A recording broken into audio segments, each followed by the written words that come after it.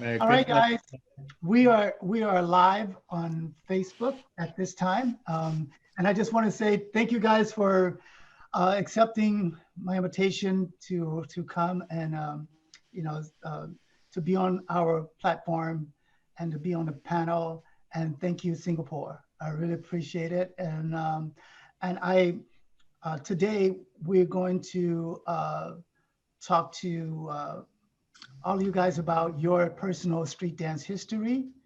And we're gonna let the host take over pretty soon, Chunky. But I'm gonna introduce my special guest. Is Scooby Doo. Where are you, Scooby? There you Right are. there. And then we're gonna introduce Damita Joe Freeman. There she is. Hi, you guys. And then we're gonna let Chunky introduce everyone else, and he's our host from Singapore, and he's the one that put all the dancers together, and I appreciate him. So be my guest. Thank you so much. Hello, world. Thank you so much, Alpha. And I'm very stoked to be here with Damita and Scoo B Doo. Yeah. So you have no idea. I think for many of us, we have had sleepless nights thinking about this. It's been yeah. We it's 1:30 a.m. right now for us, and we've just woken up from our power naps. Yeah. Oh. Yeah. So hope you guys are feeling good. This is my funky family over here. We are also affectionately known as the Lion City Lockers because Singapore is also known as the Lion City. Yep, so Lion City Lockers, as you can see on our beautiful logo and backdrop that we are really proud of. Yeah. Right. So to get this started, let me just introduce to you my brothers and sisters over here. First up, we have Michael Sim. Michael Sim, say hi. Yep. So Michael is actually the most senior one over here. I believe he started in the very early 2000s. Yeah. So he is the first to actually do popping, locking, and in my eyes also the first person I've seen doing house and whacking as well. So he also goes by Prince Jack. Yeah. So that's Prince Love Jack. All trades. Yeah, so that's Michael Sim for you. Next up, I would like you to say hi to Fong. Fong, please say something. Yeah. Fong, What's also up, known everybody? also known as Frog.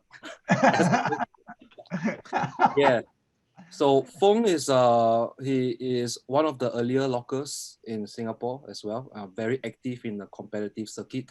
He's also responsible for setting up one of our premier locking crews called the Basic Fives, who was one of the pioneering crews in Singapore that really pushed locking in the competition circuit. Yes, and he is right now also coaching Singapore Management University's funk style group. Yeah. So yeah, we have funk style groups in Singapore universities here. So he's one of the instructors. Yeah. All right. Next up, I'd like Surya to say hi. Hello, I'm Surya. You can also call me Little Kay Cee. Yep. Yeah. So Surya is a member, also a very quite a senior, one of the earlier female lockers in our scene, and she's part of this crew called NBA. And guess what it stands for? No Boys Allowed. Love it.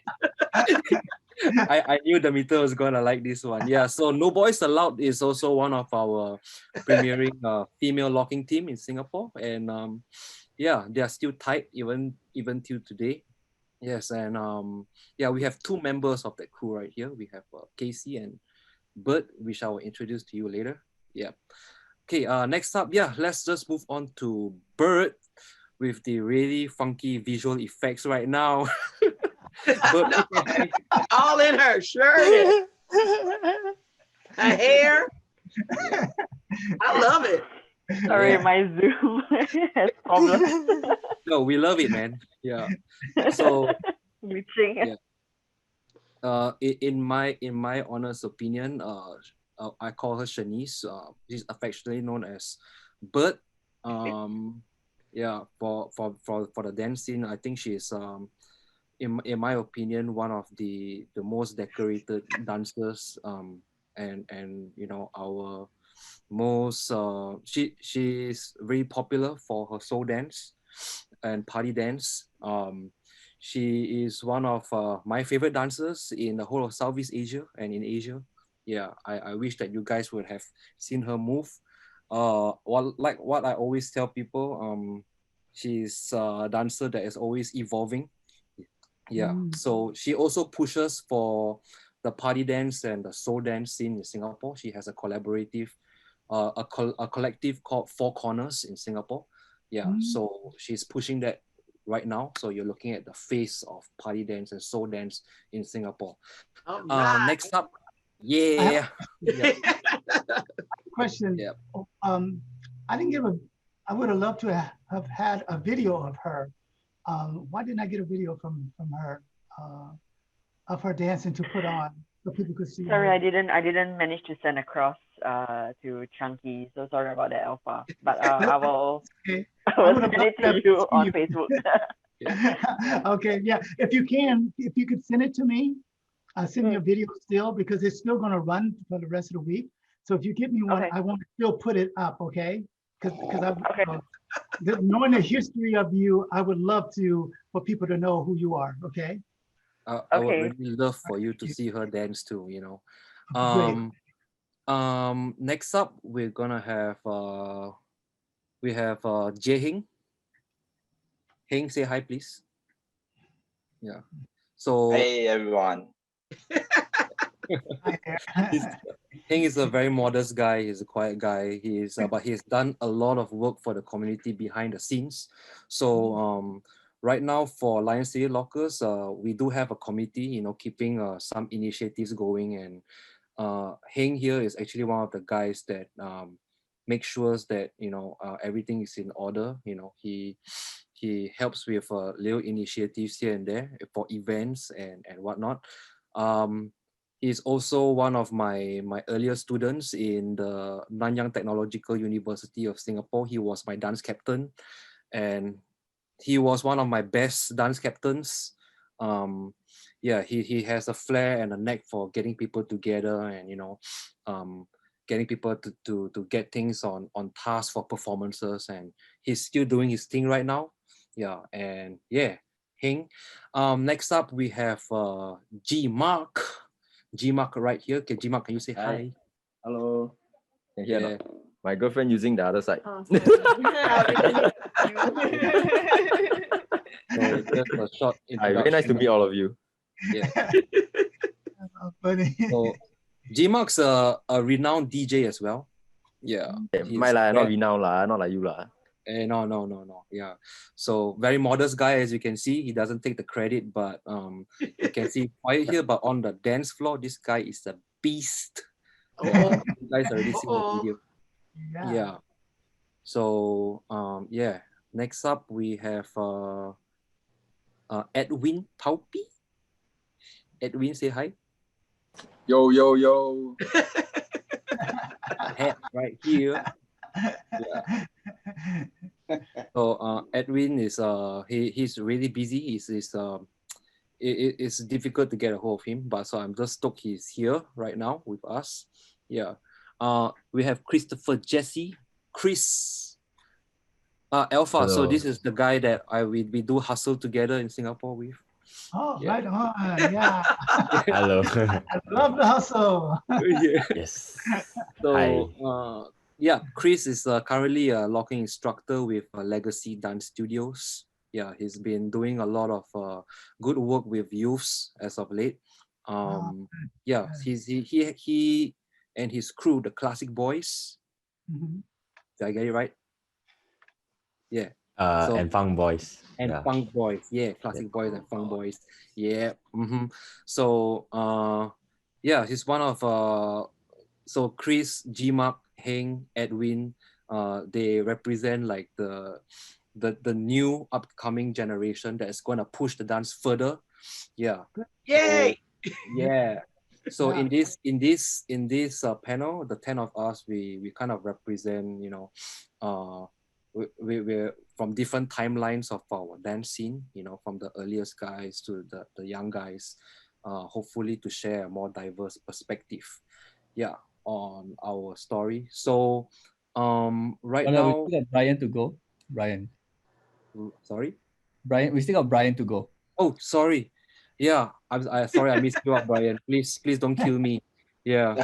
Yeah. So we have Brian as well. So Brian is actually Fong's student in Singapore Management University. Yep. Brian, I understand you are one of the captains, right? Of the Kind of, yeah, more or yeah. less. Yeah. So he pushes his dancers. Yeah, and also together with G.Mak, Chris, Edwin, Jiheng, you know, one of the guys out there who is really taking the dance to the next level. Yeah. Okay. So Good. did I miss anybody else? No, right? Yeah. Okay, so yeah, that's a very brief introduction for all of us. So yeah, hello world. Yeah. You miss yourself, Chunky. Ah. Well, it's nice to meet all you guys. This is fantastic. I love it. Yes. He's going to talk about his story first, right? And So, we didn't get a video from you either, Chuck. oh, I'm so sorry. Yeah. I mean, you know, that's our way of being able to know how, you know, to talk about your story. Like looking at Kay Cee, right? Kay Cee, right? Yeah. Like looking at her video, and I look at some of the other videos of Fong video and some of the other guys. I, you know, not just me, but when I look at it, I know that other people are looking at them. So they know who you guys are and how good you guys are. And all of the 5 videos that I received was awesome. I love that. And I'm quite sure that I've been getting response from the videos and people seems to like them as well.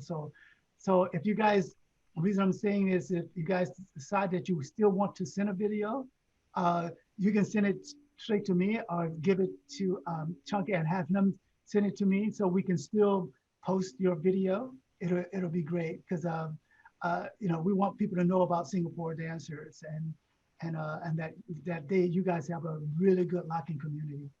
Okay, so that's all I want to say about that. And then my last note is that next Saturday we will be in Philippines. We're doing the Philippine lockers. And then the following week, we're doing another section of the islands of Philippines, another section. So Philippines is coming twice in a row. And then the next one will be Japan. I think they're on the 2nd of the year. Japan will be then. And then we have more. And so that's my my commercial. One more commercial. We have a young lady that I've known for a long time. And she was a DJ for like the military in all over the world, you know, in the 90s, playing like a lot of the hip hop songs and stuff like that in the beginning. Her name is Rita Shelby. She's an actress and I'm quite sure if some of your parents or even you guys in the 90s, if you heard any funky songs or being played on the radio, it was her, Rita Shelby. And she has a song, it's called Goodbye 2020, right? You know, the song is called Goodbye 2020 because it was so bad of a year for everyone. And so, she, since I know her, she got a hold of me to ask me if I wanted to like host a contest, like a challenge of guys doing her song, and she's just going to give a little something like $100 for the winner, and also I'm having like my Street Dance Roots T-shirts printed up. I have other ones, but these be like the first ones of street dance, and you also get one of those, and you get a free lesson for like at least like for two weeks of anytime you want to, that I'm available for me to teach or talk to you personally about anything. The winner gets that as well. And they probably get access to Damita and Scoo B once I tell them about it. They haven't heard about it. But I'm quite sure they probably volunteer their time because we're all about the love of dance. That's why the three of us are here. Because we're all about the love of dance. It's about not about the money or anything like that. It's all about the love of dance. So if I get a chance, we'll play her song a little bit. And if not, it's going to be on my timeline. And I would love for you guys to, like, if you want to put together a little video of it. It's kind of smooth. It's not like a funk, but it's more jazzy and Latinish and stuff like that. And enter the little contest or the challenge, as we would say. It would be fun. It's going to be a fun thing. And we're going to announce the winners the first of the year because it's letting 2020 go. And then the first of the year, we're going to announce who won. And also the winner will get a chance to come when we're going to have, if the virus go away, we will going to have it this year. Street Dance Roots is having a camp next year. And we're also having the Street Dance Awards for the best hip hop street dancer roots. We're going to have that out there next year as well. And that's counting all of the street dance stuff, not just locking everything. And we're looking for the best dancer, best group and stuff like that. They will get a chance to come. They pay their own way, but we're going to make sure that they have a place to stay. We're going to make sure that person take all the classes free and stuff like that. So it's going to be a lot that person would win when we do this. So that's it for me. Now, I'm going to turn it over to you guys, person that's going to be handling this conversation from this point on. Thank you, Chucky, for putting it together, and it's all your thing. I'm done with my commercials for sure this time. Thank you, Alpha. Thank you, Alpha. We'll definitely check out the Rita Shelby song. All right. So this is the part where we will share about our personal street dance history and the beginnings to where we are. Just want to remind all of us to keep it to 8 minutes. Is that right? Yes. 8 No, minutes. no over 8. Yeah. If not, Damita is gonna do this and Yes. Okay. Maybe let's go in seniority. So can I get Michael to start first, because Michael Sim, aka Prince Jack, he's the first person that we know here who have started funk style. So Michael Sim, a daddy now. All right, all yours right now. Let's go. Okay, Hey, Michael, hi. Good Michael, morning. do me a favor, Michael. If you have questions, any of you guys, you can ask Scooby, myself, or Damita any questions you want when you finish, with your presentation on your life. Okay, you can ask any of you guys, so I don't have to say that again. All right, thank you. Okay, hi. So, wow, I didn't know we have to introduce ourselves about how we started. Oh, he didn't know. You're just telling your story. So when I started dancing, that was I used to do some kids like child modeling. I was doing child modeling, and there was one particular gig that I had to learn the dance step. It was to Madonna's Like a Prayer. So that was I was like 7, 8, 9. Maybe I'm 9 years old, 9 or 10. So I really didn't know what dancing was. So I had to, okay, boy, you have to learn this step to this chorus. And then when I was on stage doing it for the very first time in front of everybody, I was like, wow, it's so fun. And then after that I was hooked. And then I was trying to find out more about dancing. So the only chance I get to see any sort of dancing was on MTV. In Singapore, there was MTV, but you have to stay up late to watch it. And so the only people that I get to watch dancing was New Kids on the Block, maybe Take That or something like that. Some of the boy bands, so they had some moves. But I think the most earliest influence was probably New Kids on the Block. I wish I knew who the choreographers were for New Kids on the Block. I wonder if you knew. because it was like a bit inspiration. So after that, if I fast forward, I try to pick up some moves here and there. There was a documentary that was lucky enough to watch back then. It was called Everybody Dance Now. Mhm. And it was a quick introductory to some of the dance, and it was the first time for me to watch.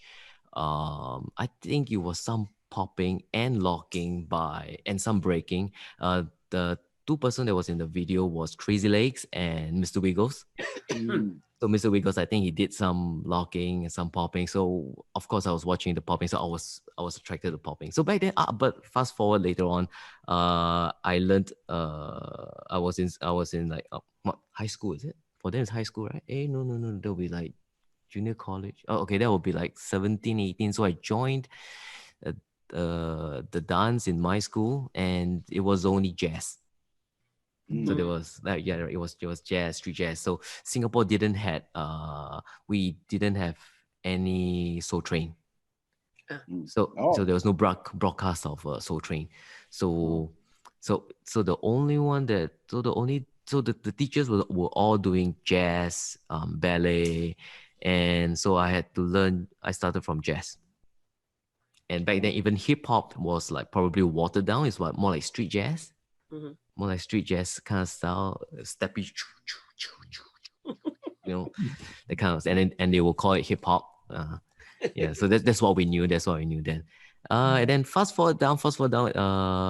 After a while, I wanted to learn a bit of hip hop, and I think there was a turning point when I thought to myself, is it possible to still dance without the nice parquet floor, without speakers, without air conditioning, without mirrors and nice lighting? Could you still dance? So that was the question that kind of started this whole learning more about street dance thing. So I learned about hip hop a bit. So because I had friends that was doing breaking. I think breaking was the very first with Radical Force, right? And everybody else. So breaking was like really popular in Singapore also. I think breaking stayed on. Probably there were a lot more of the uncles, the older generation that did a bit of popping and locking, but breaking stuck on. So I tried a bit of breaking, but then after that, I can't remember I can't remember how I actually knew about popping. I can't remember. I think slowly there was the introduction of the internet, the beginning of the modem and all that. So managed to find some peer-to-peer downloads, and then I tried to find bits and pieces of popping and locking. I think there was like Gemini was like doing. Is it no, not Gemini? What's the guy's name? Storm. So Storm did everything. So he had it on like VHS or something like that, and it was like some distributing here and there. So I tried to pick up a bit of this and that. So picked up popping, and then after that, picked up locking, and then after that, I wanted to try everything I wanted to do. Then I learned about there was whacking, and I picked up whacking, and I picked up house. But most importantly, there was a dance competition. And that was like in 2005. So it was a show called the Break the Urban Funk Spectacular. So it's a producer from New York, and I think most of the dancers were from New York. And it was, I think, the very first time watching. Is it very first time, Chunky? Maybe first time watching the whole street dance live. It was a popping, breaking, and locking, and locking Aqua Boogie. So Aqua Boogie was one of the performers, and it's because of and then they organized the competition. So it was me and Ben and Zaiha and another guy. I forgot his name. I'm so sorry. And then I won it. I won, and then the winner gets to go to New York to perform. So I performed in Albany. And then after that, chit chat a little bit. So I stayed on New York for about 6 weeks. I learned a bit. I learned a bit more. I learned from Brian Green. Learned Jazzy J. So I picked up more. Then I had more knowledge of the whole scene. Right. And then and what else? then I became a then I just so after that I learned more when I traveled to Japan. So from 2005 onwards, 6, 7, 8, I travel a lot, almost every year. So I try to spend a whole month there dancing, learning from the teachers, and then after learning, I try to bring it back to Singapore to share. So personally, I felt that I just wanted to learn as much as possible so that I can bring it back to Singapore to share. Yeah, and so I'm so lucky that I kind of like everything.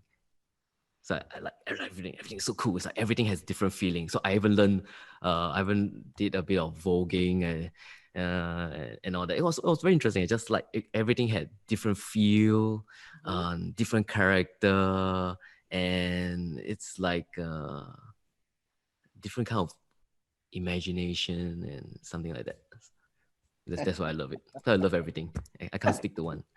That's good. Yeah. Yeah, so it sounds like the way that we always dance, like before there was like locking or popping or anything like that, like in the 60s and stuff like that. The way you're doing it, you seem like you took like professional dances. We call them at that point from the 70s. They started calling them professional dances. But we all kind of grew up like you're saying, but we started like say a song come out, it might have been a twist, okay, or the mashed potatoes, and then we like that, and then we'll move to another one, and then we'll move to another one, and so it sounds like the way that you end up doing it. Then you find one that you really like, and you stuck to it, and that's basically what I did. I went from one. I'm quite sure Damita, probably did the same thing. Scooby, I don't know. Scooby kind of like his first dance was locking, and he's been locking ever since. So that I always call Scooby the locker. And he does other things, but he mainly. He'll tell you his story, but yeah, it sounds normal what you did is to pick up different things because we all did that. And when I got to locking, when I was 19, I kind of stuck with that, but I still moved on the same way. But my profession was locking, but I love the hustle, I love the New Jack Swing, those kind of things. I stuck there, so I feel you. So that was good. I like especially when he pulled it back. He pulled it back he took it home, and therefore you spread it out. So I applaud you on that. Yeah, very good. Scooby, you have anything to say to him about that? Well, what I was wondering is, he said he went to Japan, right? And I was wondering, did you have a certain person who was teaching you at that time? Yeah, like Go-Go or something? Oh, I only go to I only went to Osaka because I think there was like Osaka was really there was a lot of funk styles there. Yeah, so I took everything. I think I took so I learned from Hütten Bosch. Yeah, I wasn't. So Hütten Bosch. Picked up. Very good choice. So I learned everything. I actually most of my basics or most of the way that I teach or it's really from my teachers in Osaka. So everything is like house, whacking, locking, popping. It's all from there. Let me ask you a question. Do you teach locking? Yes. Yeah. You do? Yes, I do. For in the very beginning, but right now there's so many there's so many other great lockers right now they're teaching. So I'm not teaching I'm teaching locking to kids now. Oh, that's good. Really young kids. That's the most important part. Teaching them to the kids. The kids and taking it about, keep going. I love that. I mean, it's growing. It's growing. Great, thank you. So next, you're. Can I ask a question actually? Sure. Absolutely. Just a question. Yeah, I wanted to ask about how has dance changed back then, and how is it dancing? How is it different now and then? And what is one thing that you like, or maybe one thing that you don't like about it? I'm curious. Scooby, you want to answer that? You want to answer? That's what I was going to say. Okay. Well, the difference between when it started up until now is that we were like taking like fishing for what to do, because Don Campbell was the only one that we could watch to learn locking. And there wasn't no popping, there wasn't no b-boys or doing breaking, there wasn't no house, there was only soul. Watching the party times people and doing soul. So we didn't have a big we didn't get to look at what you're looking at right now. You can pick out whatever you like and say, oh, I want to do that. Oh man, there's house. Oh, you have choices. Hip hop. So you're being able to decide on what you want to do. And we didn't get to have all what you have. So your mind is much more broadened, more you're blessed compared to what we had at the time. So we had to create of what we just had. Right. So with that, we have to teach you to be able to be creative, because you guys lost your creating because you have so many people have created so many things that you're not showing your own self. So, and that's what you have to do. You have to do what like Alpha did. He created his own thing. Yeah. Damita Shooter's own things. So that's what you have to do. It's good to learn and see somebody else doing things, but you have to create. To keep it going. Yes. Make it flow. Because I mean, Scooby, he had his own creation when he did the Scooby Doo. Campbell, he was locking, but he wasn't doing all those flying, and he did a couple of this was the beginning, you know, and so therefore, you know, and girls, of course, did not dance the guys did. Girls had to be girls. So my dilemma was, I love what they were dancing, but I couldn't do it because I didn't want kids, and we all wanted to be like.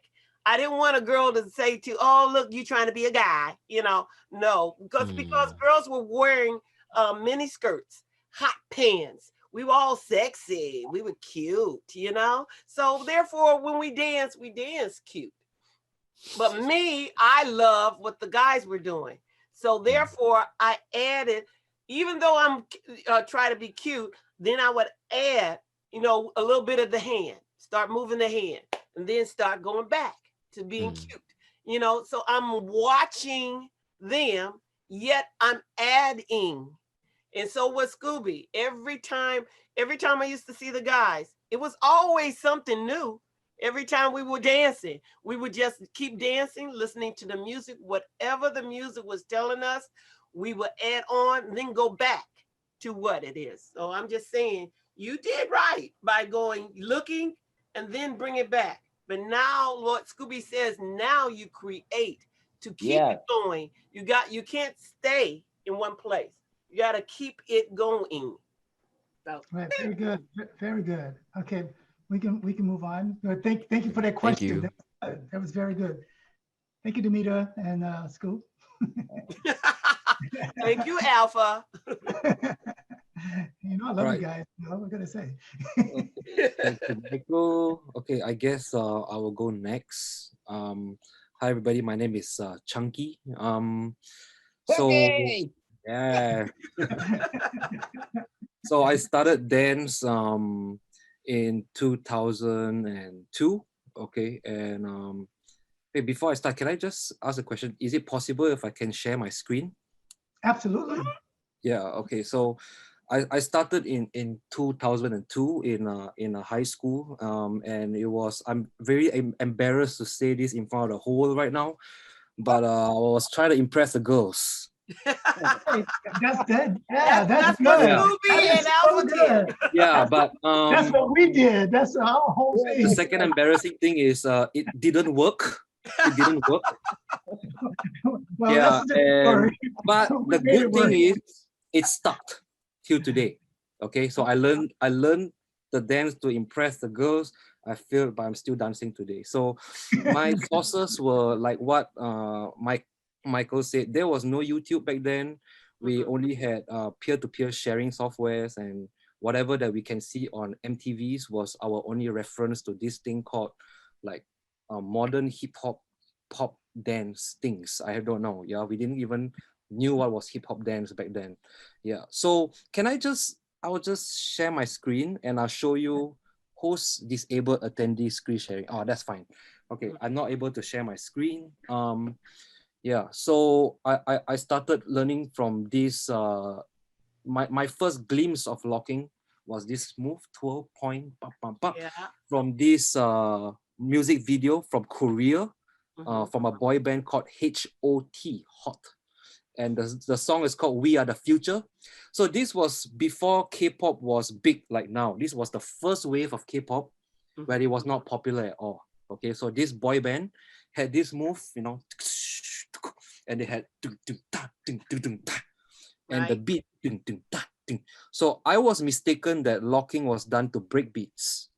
Okay, so I didn't even, oh yeah, laugh. Everybody can laugh now. Yeah, I'm so embarrassed to say this because, you know, it was really naive times, you know, and I thought this is breakdancing, you know, we always associated this with breakdance, you know, this and yeah. So yeah, so this stuck with me, but I didn't know it was called locking, you know, but I could do this. I could, you know, keep time and twirl and point. I just didn't know it was called locking. Yeah, and fast forward to 2005, where Michael mentioned about this show, Break the Urban Funk Spectacular. So Michael was on stage as a dance participant. He won the entire thing. I was in the front row.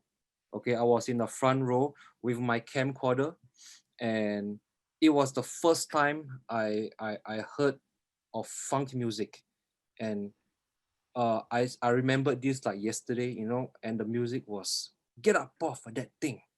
That what was this? You know, the first visual I had, you know, the red hat, like what Damita and Surya was wearing. That what is that big cap? What is that X suspenders? You know, they had tailcoat. They were jumping. Their movements were animated, and the music, that horns, that funk. Yeah, I had no idea that was a funk, and it hit me, and I froze. My camcorder, I wasn't looking at it anymore, you know, but thankfully it was still recording, and that was when I started to piece together. It's locking. So this is This is what locking is supposed to feel like. This is what it's supposed to look like, and this is what locking is supposed to sound like. That funk. So what happened was at the end of the show, they were selling merchandise, you know, and they had the soundtrack of the show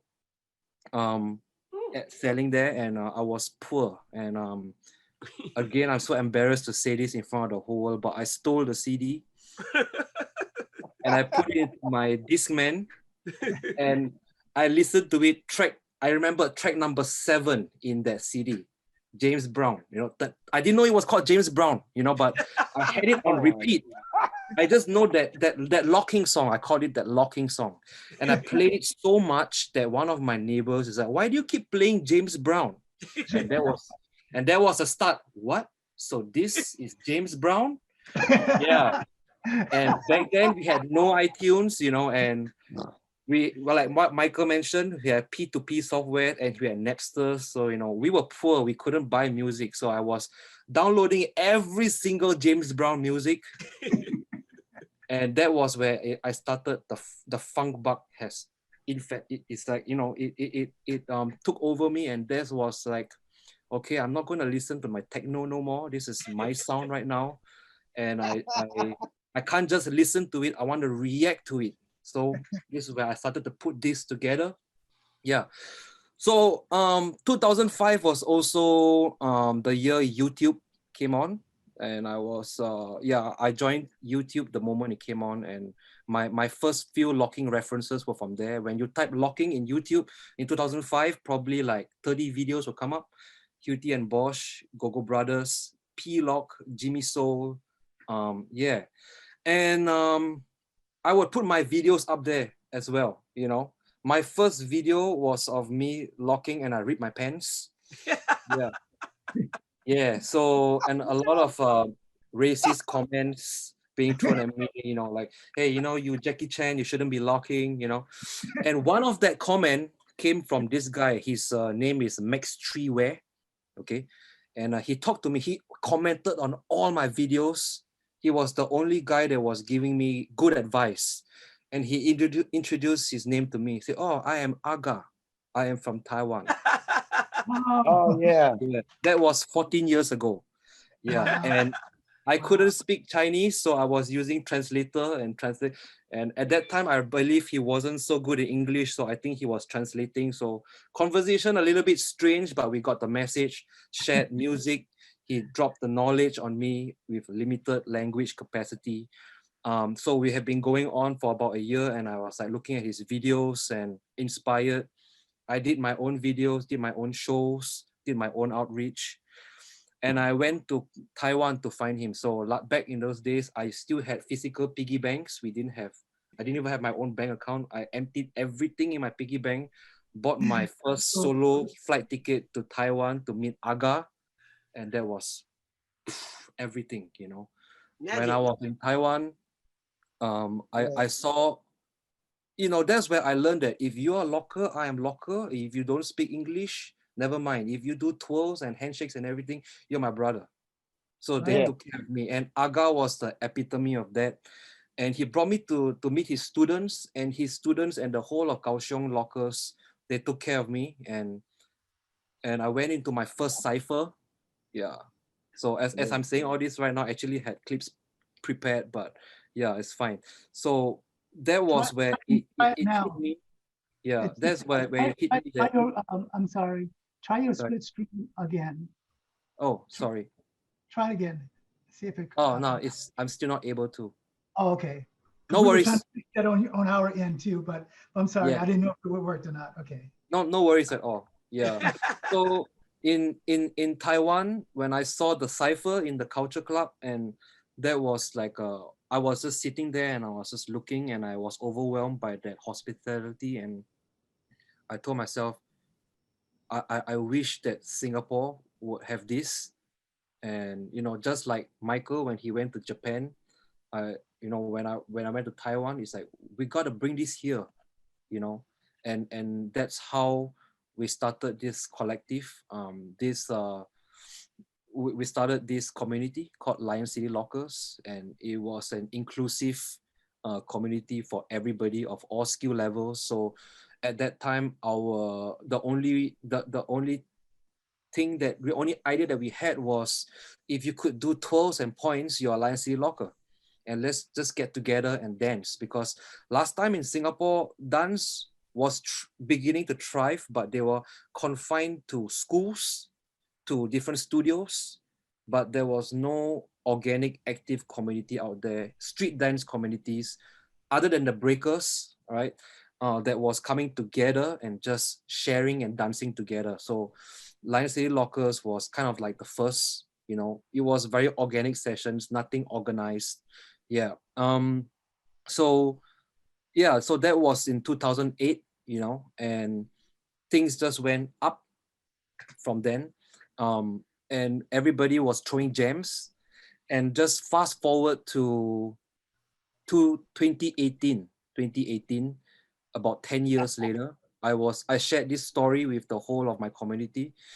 We had the biggest locking jam. I would say it is the peak of our scene. Scooby came in to judge this event, lockdown, some years back. Yeah, so a few editions later, 2018, we had the whole world come to Singapore. Yeah, and we had the whole of Asia and everyone around. And this time around, it was a very weird situation. It was very strange because I was looking at, we had Gogo Brothers, we had Cutie and Bosch, the people that we used to watch in 2005, they're on stage. And here I was in the front row again, This time I had not such a big camera. I had a small GoPro, you know, and I was filming. And then I was watching the performance, and then all of a sudden, get up off of that thing. And then I saw on stage, it was filled with people, and behind me, it was the whole worldwide scene here in this small space in Singapore. And I'm like, oh my God, that's 13 years ago. I was watching Break the Urban Funk Spectacular and James Brown, and fast forward, you know, and it was an amazing feeling. Yeah. So that's just a fast forward, a very concise history of what we have been going in this gap of 10 years, which I do not have time to tell you guys about. We have a very organic community that is throwing gems. Everybody that you see in this panel doing their part in teaching, in joining competitions, keeping the level up in their own initiatives, and it's all culminated to what we have today. So these days, for me, I'm not very active in the competitive circuit. In fact, all my work is in locking has been channeled into training the funk style clubs in the university.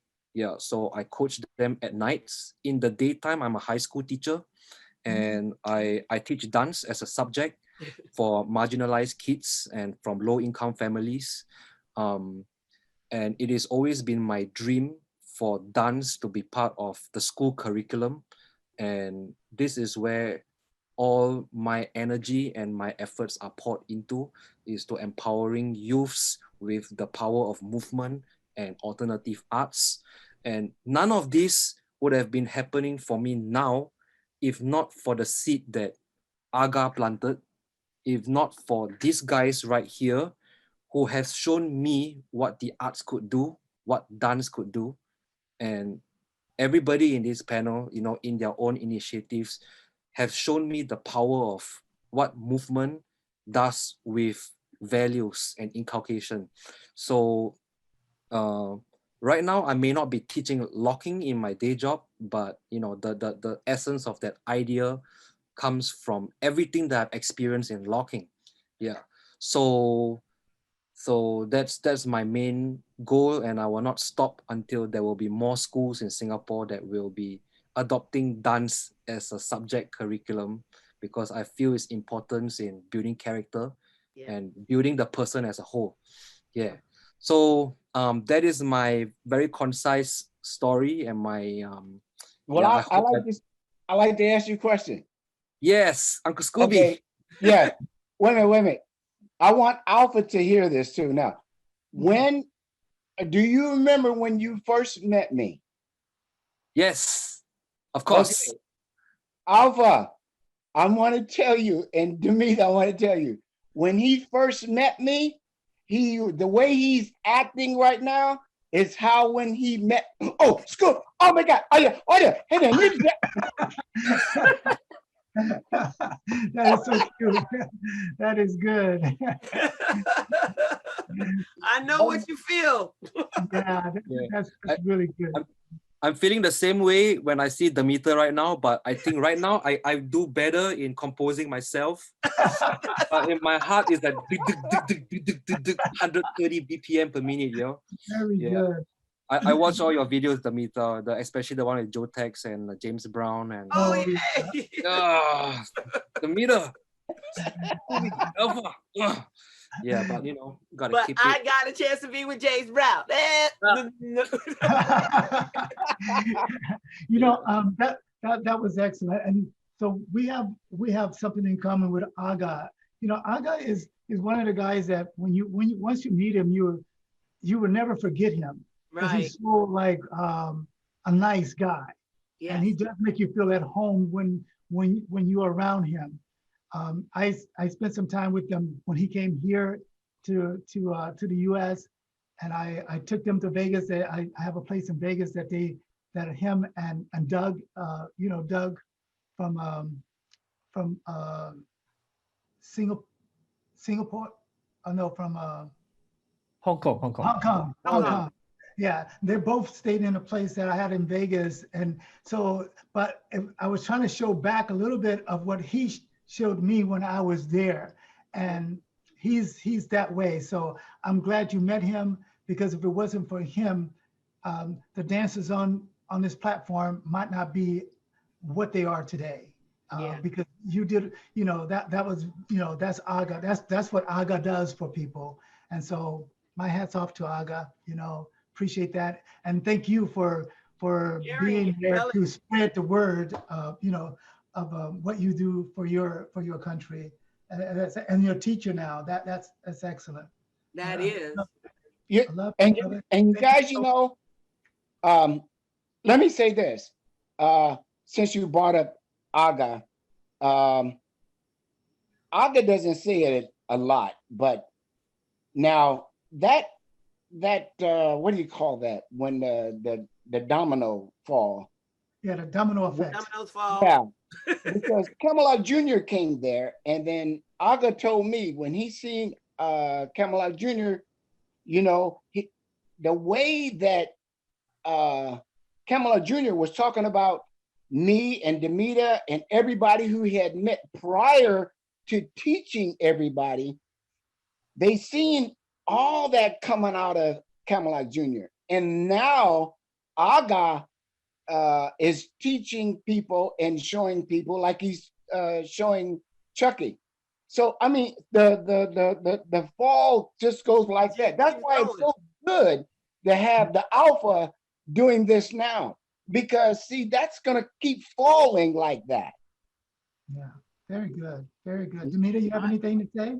I'm looking at everybody's faces, the young faces, and I just remember when we first started, there was no way in our head that we would thought that you guys would love what we were doing. We were just having fun, creating, and that what we were doing was really spilling out. And to see, this is 2020, to see that you guys are carrying it on and it's further, Michael is carrying it on, Chucky's carrying, everybody's just carrying it on. I'm just in awe. That's good. Okay, thank you guys. Okay, Chuck. All right. Let's have the first lady to speak. Kay Cee, stage all yours. Oh, you're not gonna ask Fong to talk first?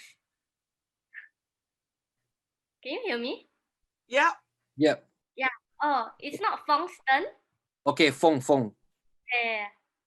Yeah. Yeah, I think they're going by maybe chronological. Yeah, so Fong will go first. I'm sorry about that. Yeah. Of things happening. Yeah. Maybe for me, right? So if I can share, I started dancing, like kind of dancing, also to impress girls and also to do like performance on the stage. That was in high school as well. That was in 2003. So we were doing like a graduation shows for our seniors. They were going to graduate and things like that. So and back then I was a drummer. So I was a marching band drummer. So I was very good with beats. I'm very articulated and stuff like that on beats. And what happens next is when I went to tertiary studies, right? That was in the same tertiary studies as Chunky. I joined the dance club as his grand junior, so like 2 batches downwards. So then everybody was already talking about Chunky, like Chunky, oh, like he's the locking guy, like Singapore icon for locking and da. And back in the days, like what Michael and Chunky says, right? Most people were more interested in hip hop dance, or rather at that point in time, it was more choreography based. And yeah, so there was a lot of pressure, to do well in that space. But what happens is Chunky as the grand senior, right? If I'm not wrong, Chunky, you requested, right, for Funky Fridays. You remember Funky Fridays? Yeah. So he did like this sharing class, right, of what he knows about locking to the juniors, and I attended the class, right? So I attended class, and I still remember fondly, like Chunky I was in the front row, I was doing locking, and Chunky was like, no, Fong, no, that's not the way to do locking. If you do locking like that, you'll not be able to do locking anymore. Like, oh, okay. So that got into me a little bit, and I was thinking, okay, so how can I do this better, you know? And I can't. So at that point of time, during my batch, I had another partner, a friend. His name is CK. So there's little Kay Cee, right? I think it's little Kay Cee's teacher as well. So at that point of time, we were kind of like, you know, exploring the dance, and all our batchmates would know they were not that interested in locking. So there were just two of us, and we're just doing our thing, and then we started to see Chunky and two other seniors started traveling around to different universities, different tertiary clubs to perform a locking show.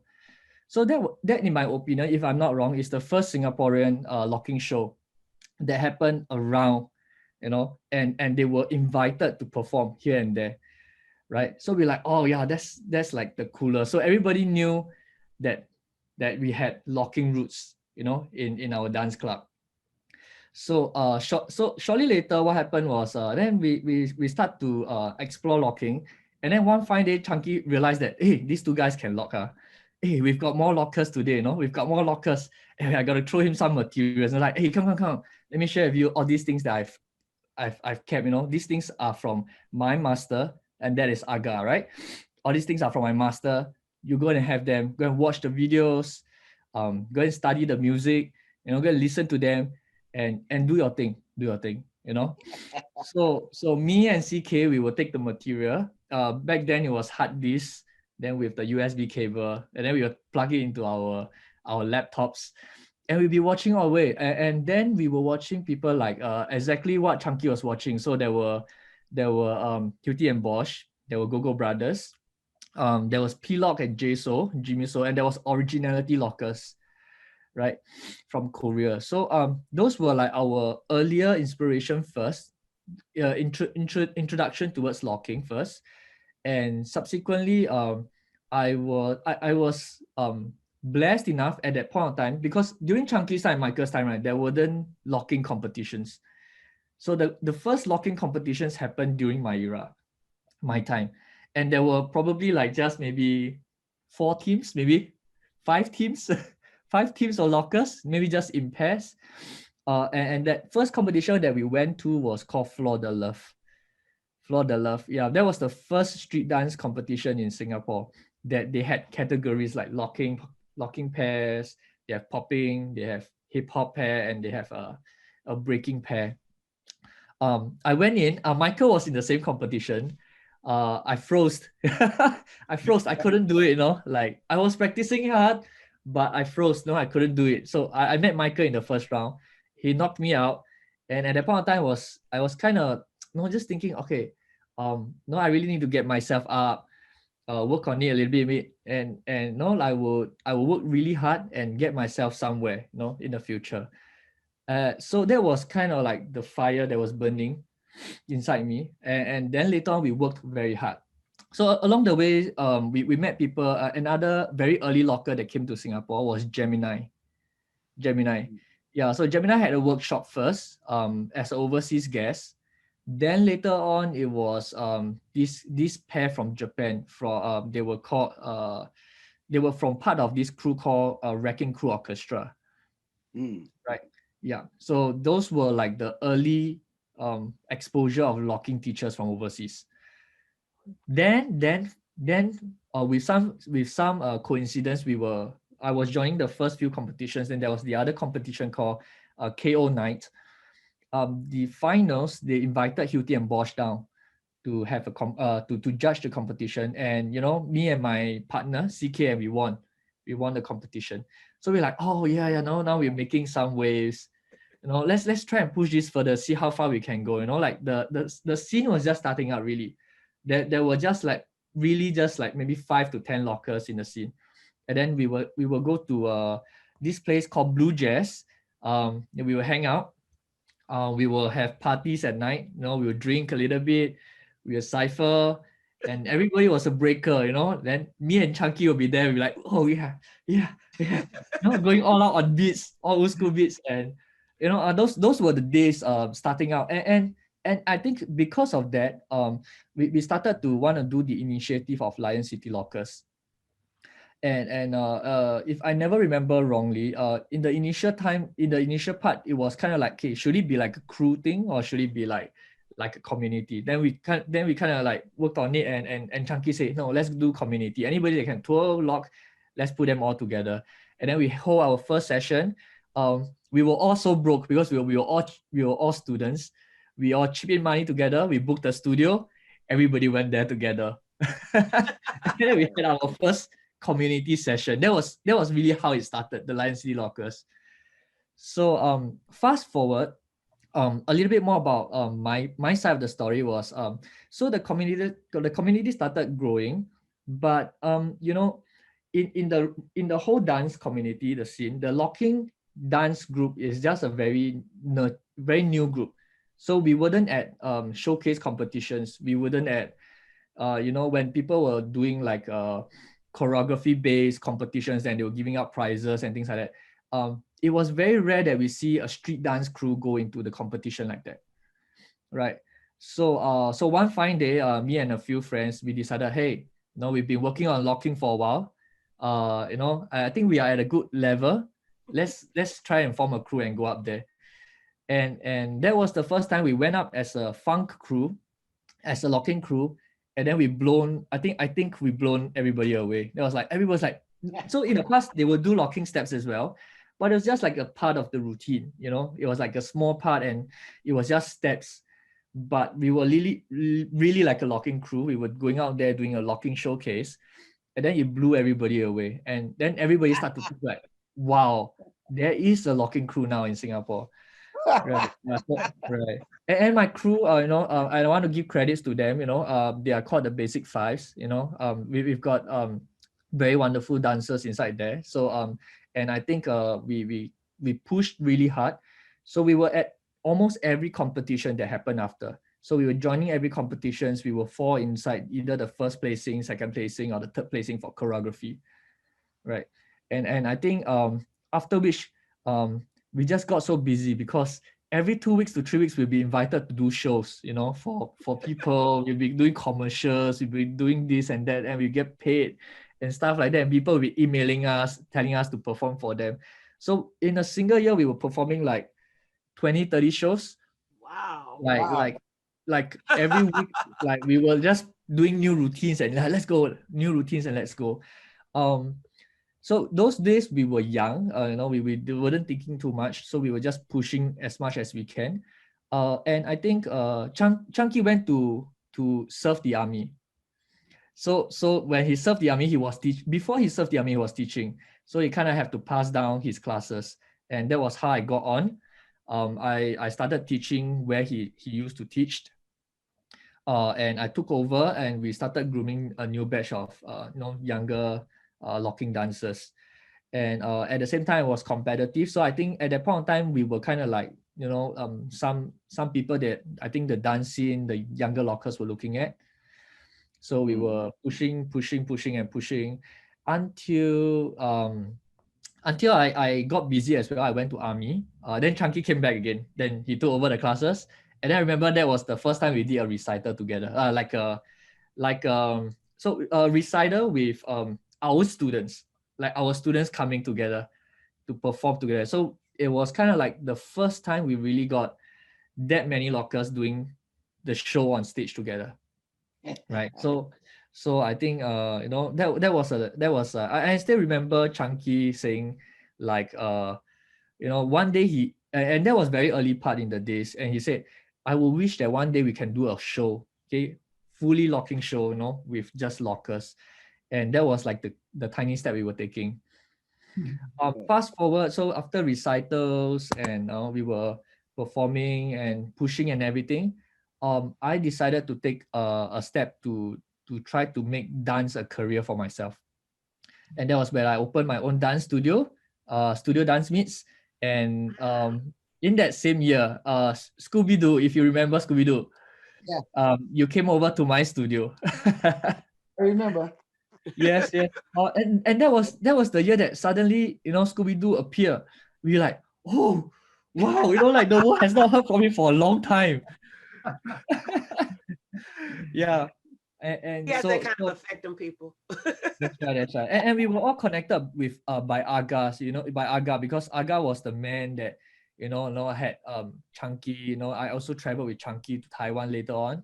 Got to meet the master himself, and he was just introducing us to everybody and getting people connected. And then when Scooby Doo was traveling around, right? Yeah. And they got Scooby Doo connected. They say, hey, you got a studio, right? Why don't you come over to this studio? So Scooby Doo came over to my studio, and it was the first time I talked to Scooby Doo. It was amazing, Yes. Yeah. You still look the same right now. I do. A little plumber, I think. Yeah. Yeah. Oh yeah. So I missed out one part, which the one of the early times when I traveled to Taiwan, to meet Aga, then Greg first went to Taiwan, and that was also the time I went to Taiwan, and I met Greg in person, and that was also like, the stories, and he talked about all the lockers all the time. He talked about story, about Don Campbell and everything. Yeah, that stuck on me a very very long time. So then later on, Scooby Doo came, and Scooby Doo talks about Greg also. Scooby talks about Greg as well, and then of course we were asking Scooby Doo about his story, like we haven't seen him for a long time, and we that we're so happy to see him back, and we organized then the competition, the lockdown where Scooby Doo were judged. And like I took private classes with Scooby Doo as well to learn more from him, and that pushed me to another level again. And then started to compete the whole year, winning pretty much all the competitions that was happening later on. And then I started to travel out to Taiwan, to Japan, to Korea to compete as well. Yeah. So that was me taking my tiny step. But all this time, I was still a student and I was serving the army. Yeah. So I had no money. No money. Right. I had no money. And after the studio happened, and after Scooby Doo left the studio, shortly later, after about half a year, yeah, we closed the studio. So I was in debt. Then we didn't have money. We got to. I was like traveling and looking for opportunity to teach, to do my things and stuff like that. And in 2013, that was where I decided maybe I will find a day job and I'll continue to teach at night. And I was invited to teach at SMU, Singapore Management University, where you see Brian below me. I don't know if it's Brian. Yeah, so that was where he started his locking journey, right? So I've been a resident instructor there since I started. So that's about 8 years already, 8 years at SMU. Right. And that is my humble story. And today I'm just grooming new people to come into the dance scene, to come together to enjoy. And also in my day job, I'm just an insurance director doing my own thing, and yeah, I've got a baby to feed, I've got a family to to take care of. Right.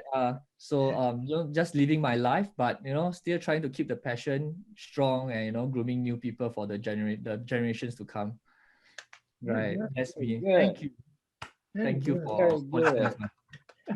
Wow. All right. What a history. Do you have a question to ask? Me, do I have a question to ask? I'm really happy to see all of you here,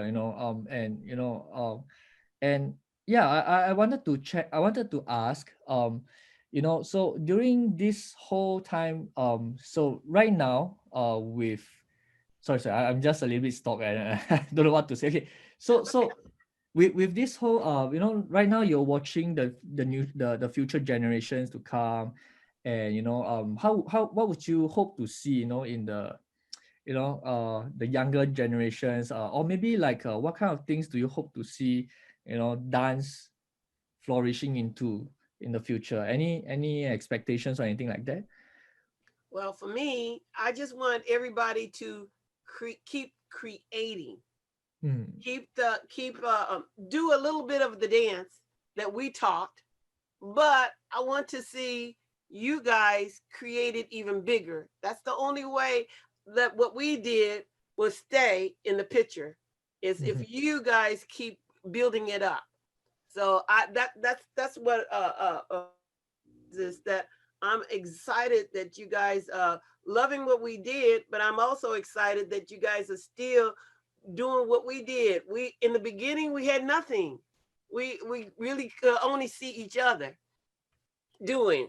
So we created our little stuff. So it's your turn. Myself, I feel for the future, you know, being that I've watched a lot of dancers, you know, on the show, and that I've met a lot of you guys and stuff like that. And only thing I see for the future, which I kind of put out there because I was watching some dancers, the little kids that was dancing that I posted on my feed, and I just personally love when I saw them. I fell in love with the kids, the way that they were dancing, because they were doing, to me, they were actually doing camel locking. And see, it's a big difference in camel locking and locking to me, because camel locking is like all of Don, all of Scooby, all of Damita, all of myself, and all of Camelot Jr., Fluky, and that. The locking is more when the locker group started, and it was more uniform, more position, you know, like together and stuff like that.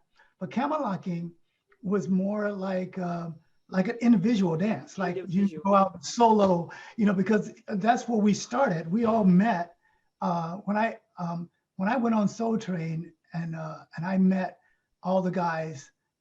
You know, that's when I first met them. I was at a club, and a young lady asked me to be on, you know, to come be a partner with her on Soul Train.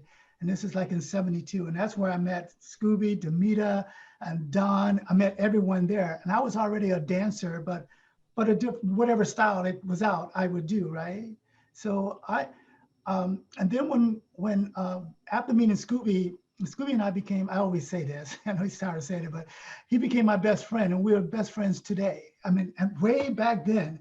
So he had mentioned about clubs, going out. And so I went out with them. We all started going out together. This was before there was a locker dance group, right? So we go out to dance. We were out in competitions every single night, at least 5 nights a week, dancing in a contest.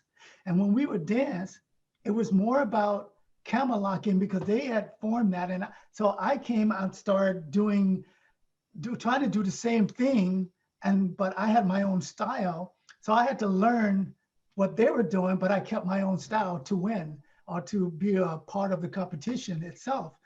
And that's what I call a camel locking, is when you learn and then you become yourself. You just do you once you learn the fundamentals of locking. And I think that that's important. So when I saw the kids dancing, I saw them doing what we used to do, because they were, I don't know if you guys seen them or not, but they're like little guys, must be like from 6 to like, 8 years old, 9 years old. And they were locking, and they would do a down move, like like what I call power move. And then they actually do the locking, solo, they did all, and that's what we used to do. If you ever watched the original lockers, even though I spent like about 7 years in the second generation of the lockers with Tony Gogo, with Scooby, with Don, and so on, right? But the first generation that came from where we used to go out in contests. And that's why you would only see them in the background, marking time, doing a little short routine in the beginning, and then solo, then come back, mark time, and bow, because that's what we did in dance contests. And that's what I like seeing for the future, is to see it real. And that's what we used to do. All of the power moves that you used to see, I was known for power moves because that was my thing. The corkscrews, the alphas, and the pull throughs and all that stuff. Scooby was known for his stuff up and stuff like that. And Don was known for him being a locker, and that's created. If you notice, Fluky did all of the wings and the which ways that Damita basically started. And everybody had something of a power move. And that's why you see the best dancers out there, they do power moves. the Bosch and, all those people, the Go-Go Brothers, you see them, they, all the ones that win all the time, they put power moves into their dance. And watching the kids doing the power moves, I thought that was a great beginning because that's the only thing that I see that's missing. And I'm gonna tell this story and I'll stop to move on. But when Fong came to LA, you remember coming out, right, and meeting? No, I didn't go to LA. You know what? I'm actually mistaking you with someone else that was from your city. Yeah, maybe another guy, Kai, I think Kai. Yeah. All this time I was thinking that you were him. That he came to my place and Yes, a dance studio that we took dance lesson and him and his, that's why someone said you had a wife. I said, no, he was with a girl, but I think that was his girlfriend or his fiance or something like that. And yeah, so I was thinking it was him because I taught him some locking stuff and that I taught him New York Hustle, him and his girlfriend that was there. So I totally apologize for all that, but anyways, that's the whole thing with me is that I'm all about power moves besides you doing your, the locking fundamentals and being yourself. Doesn't have to be my power moves, but put some power moves in there, be yourself. And that to me is camel locking. And that's done. Done was called camel lock, but the dance was called camel locking in the beginning before there was a locker dance group. And that was like 3 years later. Locking dance group started in 73. Locking actually started in 70 when Don and started filtering out in the 70s and 72 and 3, and then everybody learned it, and then the group started in 73. And but it was all camel locking because that's what Don was doing, and that's what we were trying to base our dance style from, camel locking, not just locking. That's my little thing. That's what I want to see. Thank you, Alpha. Next. Thank you. Hey, let me ask you a question. Are you teaching kids right now? I'm teaching the teenagers. They are from university right now. Okay. Just a minute ago, you said something about you were doing, you have another job doing, right? Insurance, yeah, in the daytime. Okay. Well, let me say something to you and Chucky and probably everybody who's listening. And also from the question that you had asked us. In the beginning, I only remember when I'm watching Don Campbell, okay? Remember, there wasn't nobody else out there doing it. So if someone would have asked me, but nobody did, if someone would have asked me at that time, why do you keep watching that guy? Why do you do this? How come?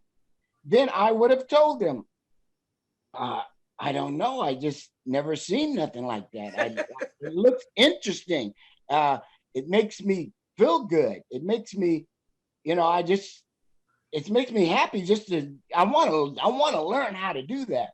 So whatever that made me feel, that's how you teach young kids to do the same thing. How it made you feel. So it made you feel good, make you feel happy. It doesn't matter if you messed up. It doesn't matter if you're fat. It doesn't matter if you're too small or one arm. It doesn't matter. As long as you're having a good time.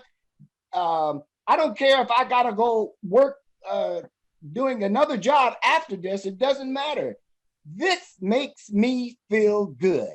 So you could and from that you're going to start creating. But just have a good time, whatever you're from now until we leave. I mean, leave. Have a good time.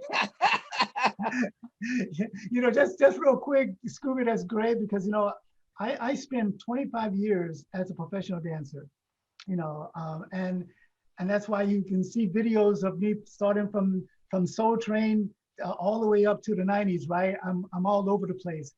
And then I went and did a real job. I became a manager at like a electronics store, and then I became a general contractor.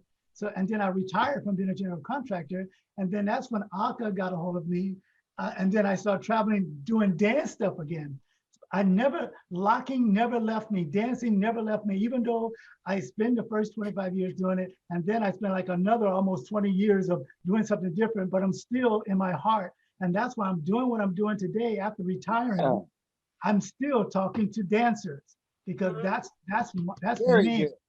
That's my heart. And I know every locker from the early days. It is not a locker from the 70s that I don't know, the early 70s. And we all loved each other. We all kind of like grew up together as, you know, like Damita gave me my first job when I first came on Soul Train, dancing with James Brown. Yay! Lucky! You know, James Brown! Thank you, Damita. Okay, I'm sorry. Let's go. Let's move on. James Brown was in. Yes, right. Yeah. Okay. Fong, I'm so sorry I skipped you. I still love you. Hope you still love me back. Yeah. Okay, now for real, let me do my double check. Okay, yes, Surya, it is your turn right now. Hello, I'm Surya, but you can also call me Little Kay Cee. Yeah, I've been dancing since 2008, hip hop first, and then locking since 2010. So it has been 10 years. Yeah, and I've also been helping out with our locking events in Singapore and also managing our social media platforms like Facebook and Instagram for Lion City Lockers. Yeah. So for dancing, I first became interested in dance when I was around 13 or 14 years old. I watched movies, like I remember watching You Got Served. Yeah. I remember renting the DVD for that movie and I keep like replaying the dance battles part and try to imitate the steps and styles with my sister. Yeah, and then growing up, I also watch a lot of Michael Jackson music videos because my dad loves Michael Jackson. Yeah, so at that time, I didn't know about locking. I didn't really know about street dancing because when I was 13 to 16, I was in the choir, the school choir, and I had my own a cappella team. So I was singing a lot rather than dancing. But I do join like our like interclass dance contest. I perform for like Teachers' Day, that kind of thing.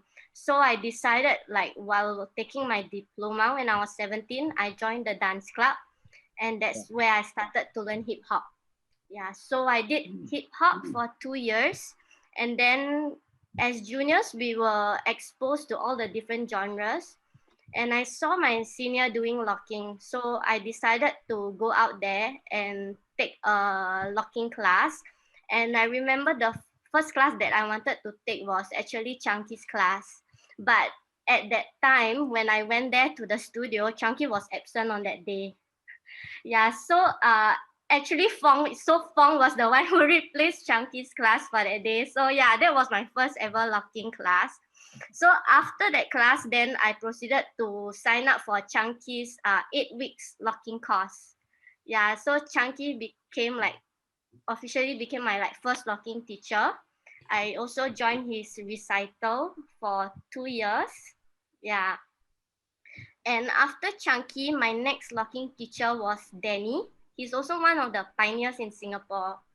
Yeah, he won our first ever lockdown. Lockdown was our annual locking event in Singapore. Yeah, and he used to bring me to his locking classes as his teaching assistant, just so that I can help him and learn at the same time for free. Yeah. Yeah. Yeah. So I was secretly learning and attending his classes for free. Yeah. So Danny helped me a lot. And after Danny, I met some overseas dancers and became close to them, and they helped me a lot throughout my dance journey. It was Dudley Fang from Hong Kong and Awe from Taiwan. So they helped me a lot in terms of like, they introduced me to a lot of people when I go to their countries, and they also, like, I always send them over my dance videos and they would comment on it and help me improve throughout the years. Yeah. And yeah, first time I met a locking emoji was in 2011 when I went to Mac's party in Taiwan. At that time, a whole bunch of us from Singapore went over. That's where I met Tony Gogo for the first time. And I met Brooklyn Terry, Buddha Stretch. Yeah, I remember taking Tony Gogo's class together with all the Taiwanese and the Singapore people. And one thing funny was, I remember he was teaching Skitter Rabbit. A lot of us were a bit surprised because he didn't count from 1 to 8, but instead he went to like until 9, 10. So we were like, how? Why is a Skitter Rabbit step 9, step 10? He had a very weird way of counting. Yeah. And then in 2012, I met Scoo B Doo when he came down to Singapore to judge lockdown. I remember sharing a cat with him, and I was really nervous. I didn't talk to him at all, I think, because I'm a very petite girl and he's quite big and muscular, so I was a bit scared. He's so tiny. I took a photo with him. Oh no, I don't know the background. See. Yeah. Oh yeah. Yeah, at that time he taught us the class, and then he like distributed a certificate to all of us who took his class at that time. Yeah. Yeah. Yeah. And then in 2017, that's the first ever time and sadly the last time I met Don Campbell. Some of them were there as well. He was at Lock City, Hong Kong, for the Lock City World Finals. Yeah, so I'm glad that we got to see him for the last time at that time. Yeah. Did you take a picture? Yeah, I took a solo picture with him and a group picture with all the Singapore lockers as well. Yeah. Very good. Yeah. For me, in my 10 years of locking, I had a few like memorable moments. One of it in 2013, I went Korea to join a battle called Feel the Funk. And I got into the top 8. And when I found out who I was battling against, I was really very, very nervous because I was battling against my idol. At that time, it was Luna Yuna from Korea. Oh, yeah. It was quite scary because I traveled there alone. So it was my first time in Korea. I didn't know much people. Yeah, so I was really on my own. So it was very scary. Yeah. Then my second memorable moment was probably in 2015 for our Singapore Lock City World Finals, which Chunky mentioned just now. It was very memorable. I was part of the committee who organized it. So it was crazy. Like, we had tons of people. We had to prepare everything. We had to like take care of them when they were here. All the judges came from all over Asia. So it was crazy at that time. And it was very eye-opening because you get to see dancers from so many countries having so many different styles. Yeah. And lastly, the lockdown with Gogo Brothers and Hughie and Bosch. Yes. Yeah, and it was also our last lockdown, so it was a very iconic event. Yeah. So yeah, that's my story. Very good. Yes. But I have one thing to say, because we're going to move quickly with everyone else. I just want to just bring one point to you. You mentioned, I think, Chunky, you mentioned that you were in an all-girl group and it's called For No Girls Allowed, something like that. If you guys get a chance, watch that video that I put her video up, and it's the last scene with the girls. They're all in like the outfits with the stripes, and then it was like just the girls dancing. I thought that was incredible. Seriously, I was so proud of you guys. And locking was all locking. It was so beautiful. So it was a very good. I can't imagine what the rest of the routine. And I just had a little bit of it. So if you guys get a chance, watch I'm talking to the audience now. If you guys get a chance, watch the video and watch her video period that I put up. She's an excellent dancer. So I just want to say that. And I love your group. Yeah, I love you. All the girls in the group, plus Bird, I think you're in the group, right? Is she in Yeah, there? yeah, she. Yeah. Just that They she were all wasn't so in the good. video. Yeah. Yeah. Okay, that's all I wanted to say. We're gonna move on because we don't want us to take up you guys' time. Sorry. Yeah. All right, next up. But you have a question for Scooby or Damita though. I do want you to do that. Oh, not for now. Thank you. Okay. Okay, next up we have Bert. Let's go. Hi everyone. I'm Shanice, also known as Bird in the dance scene. Just a really quick one. I first started with hip hop, and then I got in touch with locking in 2012. And my locking teachers in Singapore is CK, Chunky, as well as Kai and Shah. The reason why I went into locking was just because it's such a superficial reason, but it's like I don't know what to do with my hands when I was freestyling hip hop. So yeah, so I was like, oh okay, so that's the genre that would probably like help me a lot. And I mean I'm glad that I went into this genre because it opened a lot of doors for me, which is what I'm gonna probably share next. I think in the beginning I did a lot of drilling in terms for locking, very textbook style, very military style, like drilling with wrist weights. I think a lot of this were from Kai, who came back from the IP Lockers camp, I think back in 2012. And I think because he was training a bunch of us, and I think in that group only 1 or 2 girls were inside. I believe Surya actually trained with Kai way before too, and so I think we both experienced the same torture. Because the way he trains is very very male dominated environment, and I think being in that environment pushes me to step out even more, because like I don't want to lose out, yeah, in that sense. But along the way, I felt like I needed to get in touch with the feminine side, which was what Damita shared just now too. And I think that's where I went into whacking, because I thought like maybe, yeah, and definitely that really helped me a lot. And I think when I started dance in general, I just wanted to be versatile. Yeah, I just because I love music so much, and what better way to just try to connect with other dance styles and dabble with it, but all in the main goal of helping me form a better image for locking, and even up to now, since 2012 until now 2020, for 8 years and running, I'm still definitely exploring a lot more things to always upkeep my mindset, to refresh my mindset, to help me in locking as well as my other styles.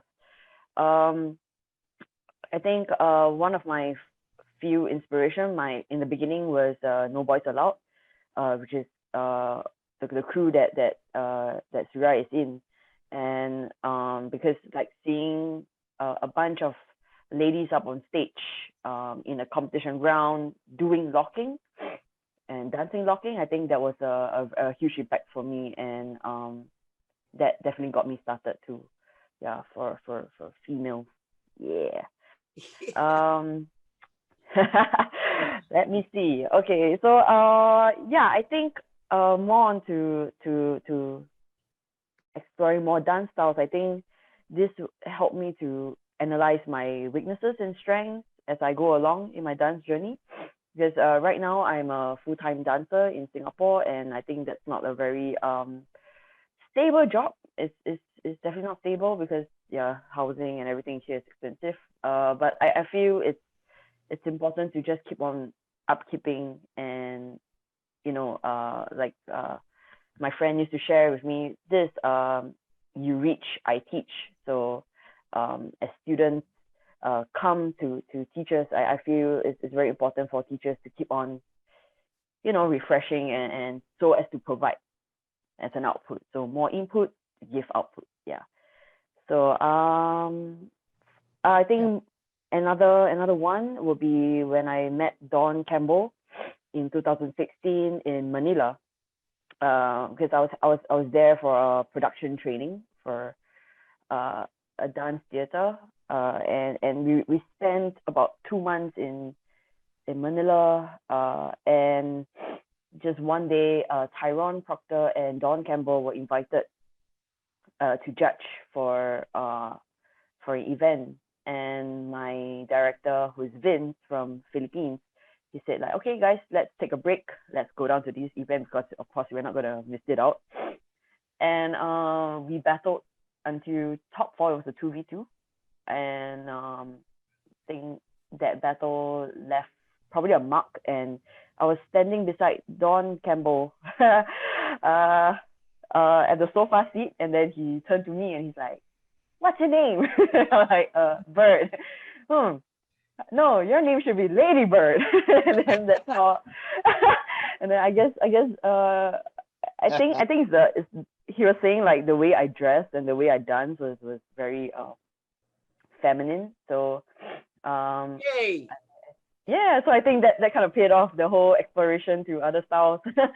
And I got a photo with Don Campbell. Yep.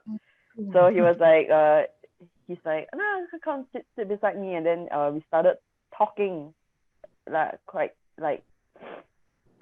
So it was hard to describe. Yeah, it's really a very extended conversation, and even after the event and next day at a workshop, he kind of like mentioned about me to the people, and I guess I was the only Singaporean there with all like my other Philippine friends there, so it was a very, very impactful event for me. And I remembered him asking me to go to, I think, US to find Miss Tony Basil as well as Miss Damita Joe. But of course, as a poor girl and poor student in university at that point in time, I didn't have the money. Yeah, I didn't have the money. I didn't have time. So to finally meet you, Miss Damita, I think that like what Chunky said, I definitely can't miss out this opportunity. So glad to meet you. And honor is mine. Yeah.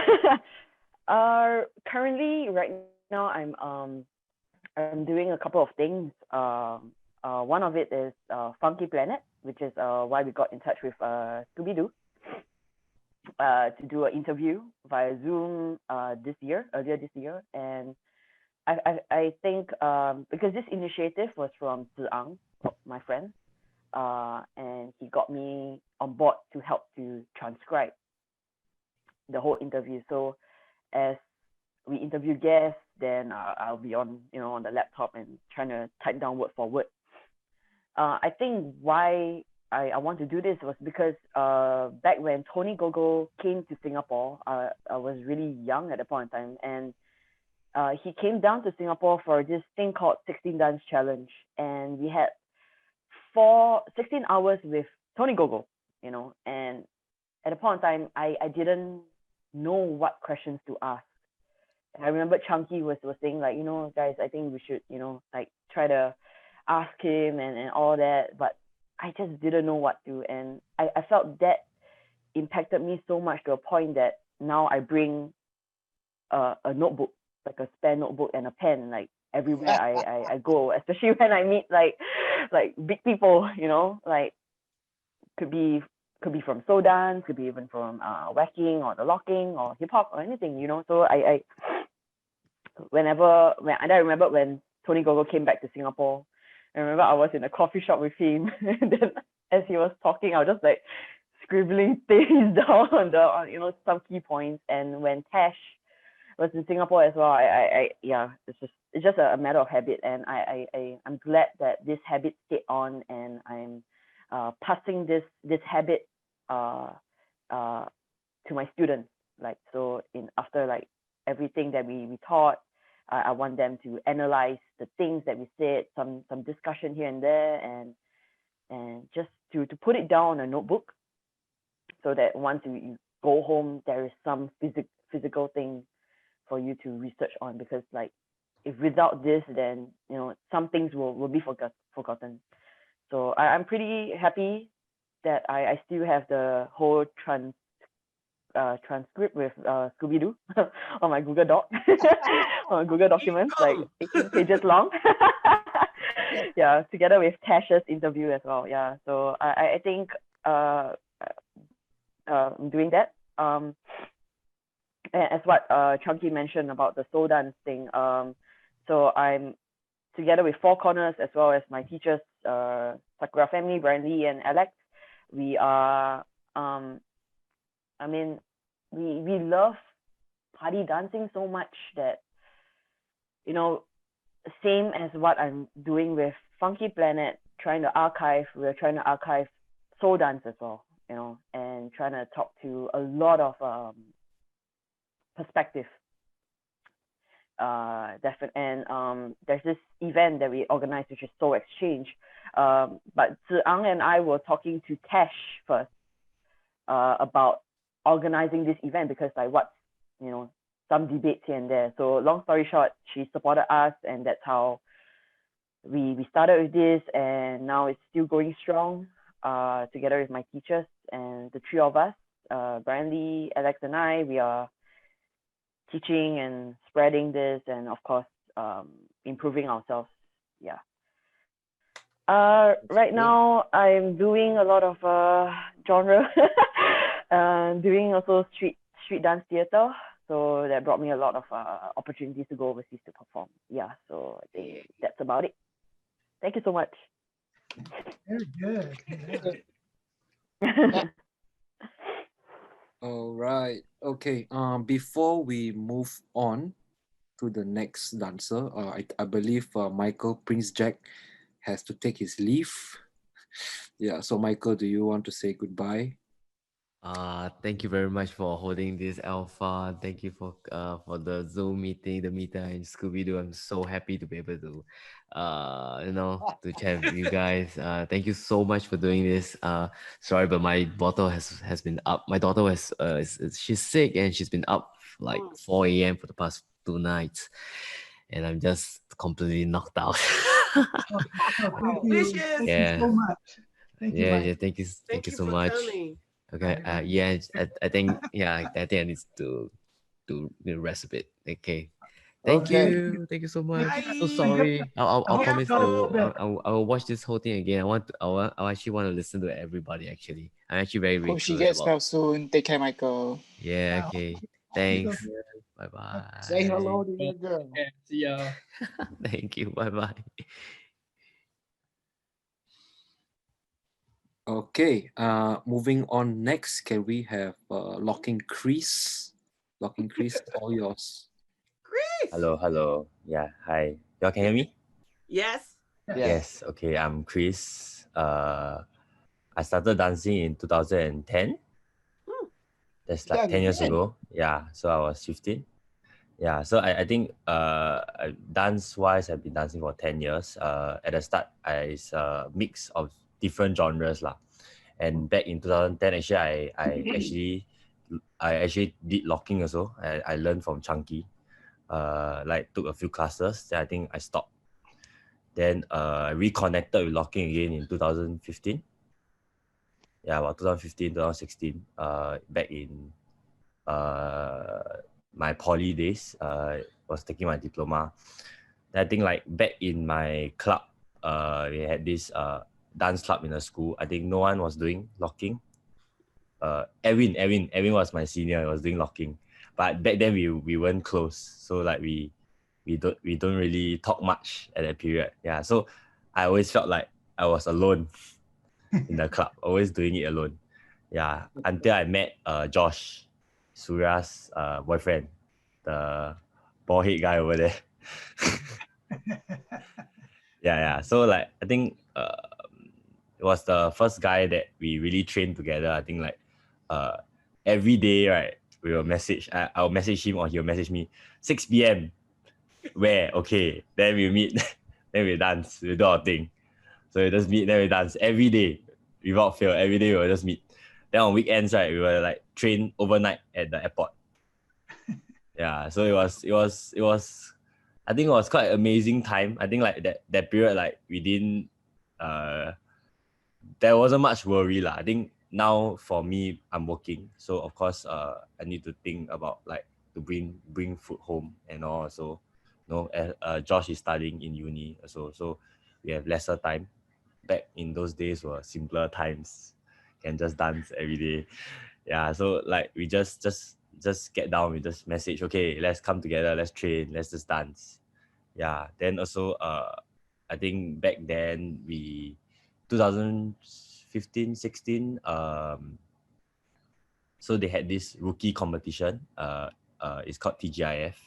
So I think Bert and Surya, they were the judges, along with my teacher Kai. He's also part of the judging. I don't know if he judged that year, but he was there. Yeah, so like, I think I met them. Then they were very encouraging. They like never. They tell me to not give up lah. Just continue dancing and keep pushing. So I think from then I realized that the people around me are very supportive. So we continue to push, Then I went. It was very impromptu. Like I remember Josh was telling me and another two friends. I don't think they are dancing now. There's this other guy, Titus. He's still dancing, but he don't dance with us anymore. Yeah. So shout out to Titus and Teo-min. Yeah, but both of them, they are not dancing. Teo-min is not dancing, but Titus is not dancing with us. He have another crew. Yeah, so it was very impromptu. We decided to go Taiwan for 1 month. We were still studying in poly. Yeah, so I think back then it's like, okay, let's just go on a trip. Let's just go there and like grow and just dance with the people there. Then we just planned the trip and we just went ahead with it. Then I think over there we met a lot of friends. Then also made us realize that actually dance is not just about pushing, it's also about the connection that you build, the friendship that you build, Then if it's not for dance, like I won't be here at this panel, I will not know all these people here. So I realized that during the trip. Then when I came back, it gave me a different outlook to dance. I didn't train as hard as I used to, but I felt like I enjoy dance more. Yeah, because I began to understand actually it's about the connection, about building it with people around you, And I also have to give thanks to my teacher from Taiwan, Locking Team. I don't know if you all know him, Locking Team from Taiwan. Yeah, so the first time that I met him in Taiwan, I was dancing in front of him, and then he just told me in my face, "You're not dancing." Yeah, because I was just doing all this. Then he tell me, music first. So it was quite depressing. I was like, oh, what's happening? He said, music first. So he learned how to step with the music. He was teaching me how to step with the music.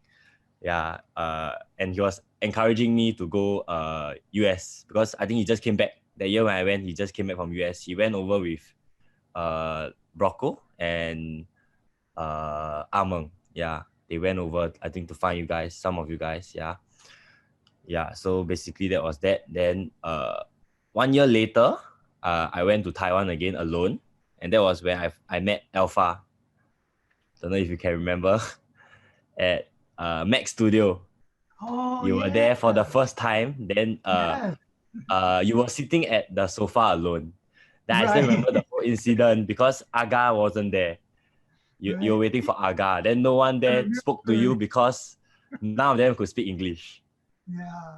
Yeah, then I connected with you. So I told you that I was from Singapore. Then you say that I'm your first Singapore friend.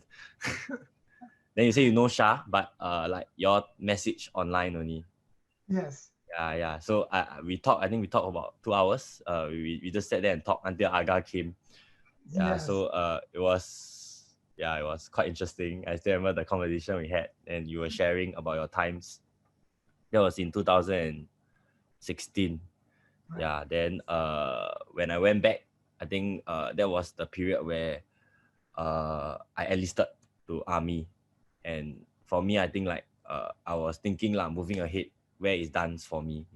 Is it just enjoying dance, and is it like I'm going to push further? Because in Singapore, all the guys have to do army. We all have to serve the nation lah. So it was about 2 years. So we don't know, like for me, I don't know where is dance going to lead me. And also moving forward after army, also don't know that I need to find another job or what. So I think that period there was a lot of thinking. Then there was this studio that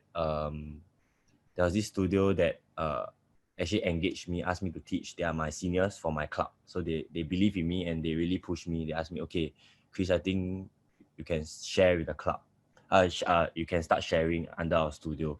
So back then I was very afraid to share actually, because like even though I want to, but I feel like maybe I'm not qualified. So actually I spoke to Chunky. I still remember I texted Chunky.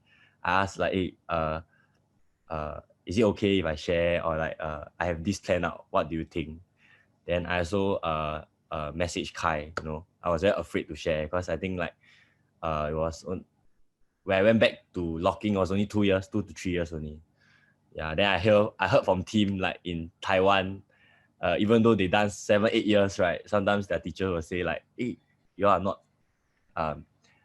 you all have to learn more. You all need to go and learn more before you all can share, So I was very afraid. So I think like Kai and Chunky both encouraged me to just take the step to try and see where it goes from there, So that was when I started teaching and I start sharing. Then I also carry the value of the connection to build with students, that actually dance is the reason why we are together, and it's not about who's the best dancer.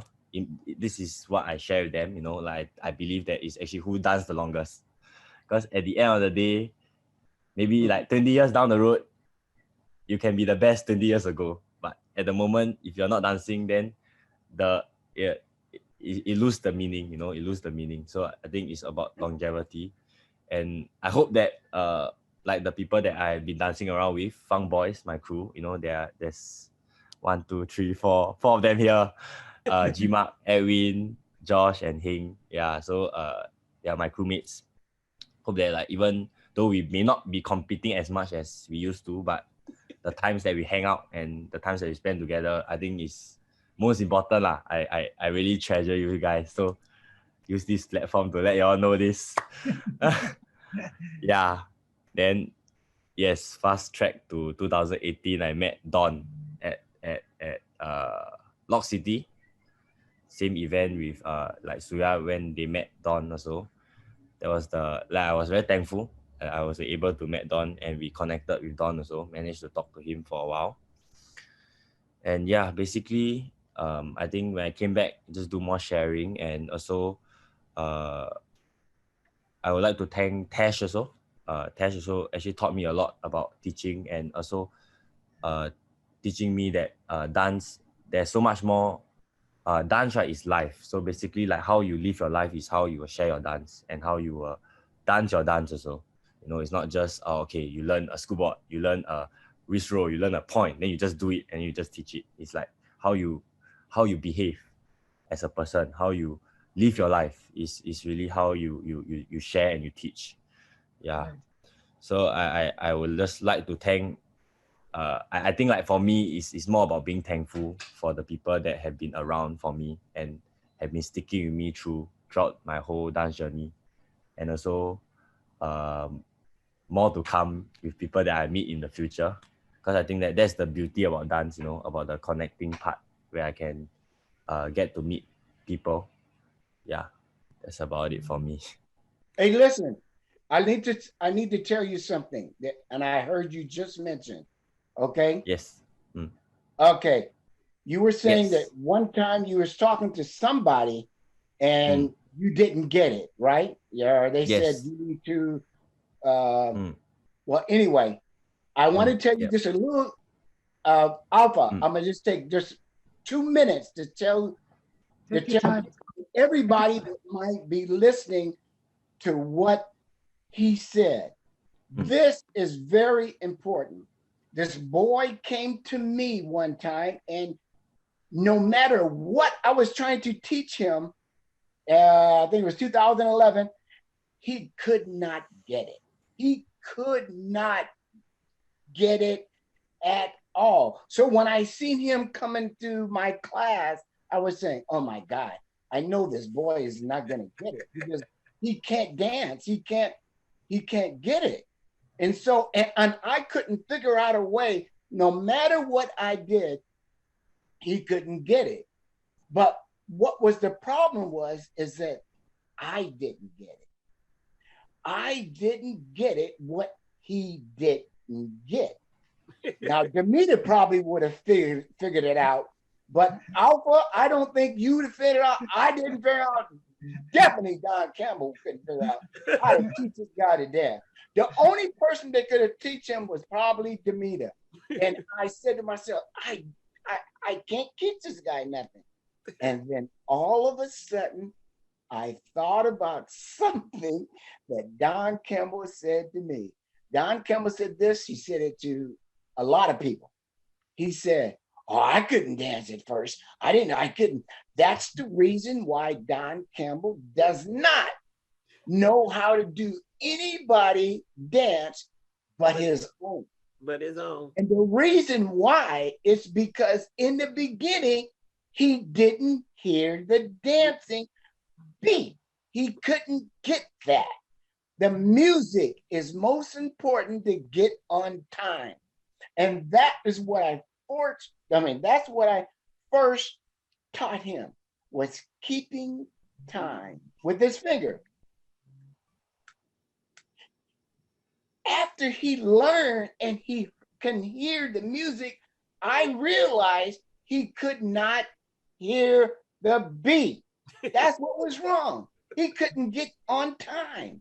He couldn't get it bit. And Don Campbell told me the same thing. He had a 2 left feet. He couldn't keep on time. So that's why I said Damita would have been able to catch that. But I couldn't catch it at all. Finally, man, that little boy was unbelievable. Once he heard it, it was over then. So I'm listening to this young man speak right here, when he said something about, he told him to come back or you don't get it. You must teach people to hear the beat. They might not hear that beat. Right. And then Damita knows about this. Mm-hmm. So anyway. Yeah. It's actually called offbeat. Because that was a big thing in the early days of teaching dance to people, especially if they, unfortunately I have to say it like this, especially if they weren't Black, if they were like white dancers in the early days, for them to stay on beat. It was because they're listening to a different type of music all that. So you do run across people, and basically we used to have to go like step, step, step, step, step, just to keep time. That's how we taught in the very beginning, someone that was off beat a lot, and it's the same if you're singing and you're singing off. Yeah, or find a song that they like. Number one, whatever song, if it's a jingle bells, jingle, you find the beat. Right. And whatever you're doing, and then once you start doing it, you go, your head start going to the beat. Yeah. And then it's like, what, dun dun dun dun dun, So I'm just saying, it starts growing in you. Yeah. Hey, Chris, real quick, you say you teach kids, right? Yes. Because like in February, I'm doing the kids. I'm taking kids from like have their card. With their teacher and maybe 2 of their students, and we're gonna have a Zoom for about a month. Different places, different kids, and so I would love to contact you when I do that, and hopefully you would be on there with us with a couple of your kids. Okay. Thank you. Okay. Good. Yes. Thank you, and thank you for your presentation. Sorry. Okay. Thanks, Chris. I believe Jiheng is next. Jiheng, all yours. 8 minutes. All right. Hello, everybody. Can you guys hear me? Hello there. It's okay. My the sound is okay. Okay. Yes. All right, cool. Okay, let my 8 minutes start now. Okay, let me show you guys how it's done. Okay, okay. So I don't think a lot of people know how I started dancing. I don't even think the people on this panel actually know why I started dancing, because back then I was actually dancing to impress my ex-girlfriend. Yeah, so That's how you start. yeah. So we broke up, and then she was a dancer, so I kind of like want to impress her, that you can dance, and I can dance too, So I decided to take a dance class. Yeah, so that's how I actually got started. But how I actually decided that I wanted to do locking back then was so I did my research and all, and I thought like I kind of want to freestyle, so I realized uh I wouldn't say I realized, but I thought back then, like locking is the easiest to freestyle, because it's just like 12 point up lock and pace, But I mean, boy, am I wrong, so wrong, right? Because it's way more than that, and yeah, but it stuck with me. And my first class was with Chunky, so I took my first ever locking class with Chunky. I'm not sure if you still remember. It was back way at Natasha, long time ago. Yeah, and I remember Chunky was late, so I waited in the class alone, and the class was like, so it ended up the class was just one, just one to one, just myself, because there was only two students, but the other student didn't come for the first class, so it was just me and Chunky alone. And then Chunky taught me how to up bounce, and I was so damn bad at it. And yeah, I was just so bad at it. And I do remember, because it was like right after my army day, so I was waiting to enter into the university. So I had in mind that I wanted to enter the university, thinking that I want to join the fun clubs, right? But I had no idea about the fun clubs and their information. So I remember after the class, I left with Chunky. We walked to the subway together, and then so she was asking me like, what do I want to do after this, after uni? I said I wanted to join this university. I wanted to join this club, without knowing that he was actually the instructor of that club at that point of time. So yes, so I was just being very confident and telling him, I'm so bent on joining this particular club. I want to get it, I want to prove that I can get it. And then he was just like, oh, okay. And then a few months later, I got in, and then the first class I saw him, and I'm like, oh God, what did I do right at that point of time?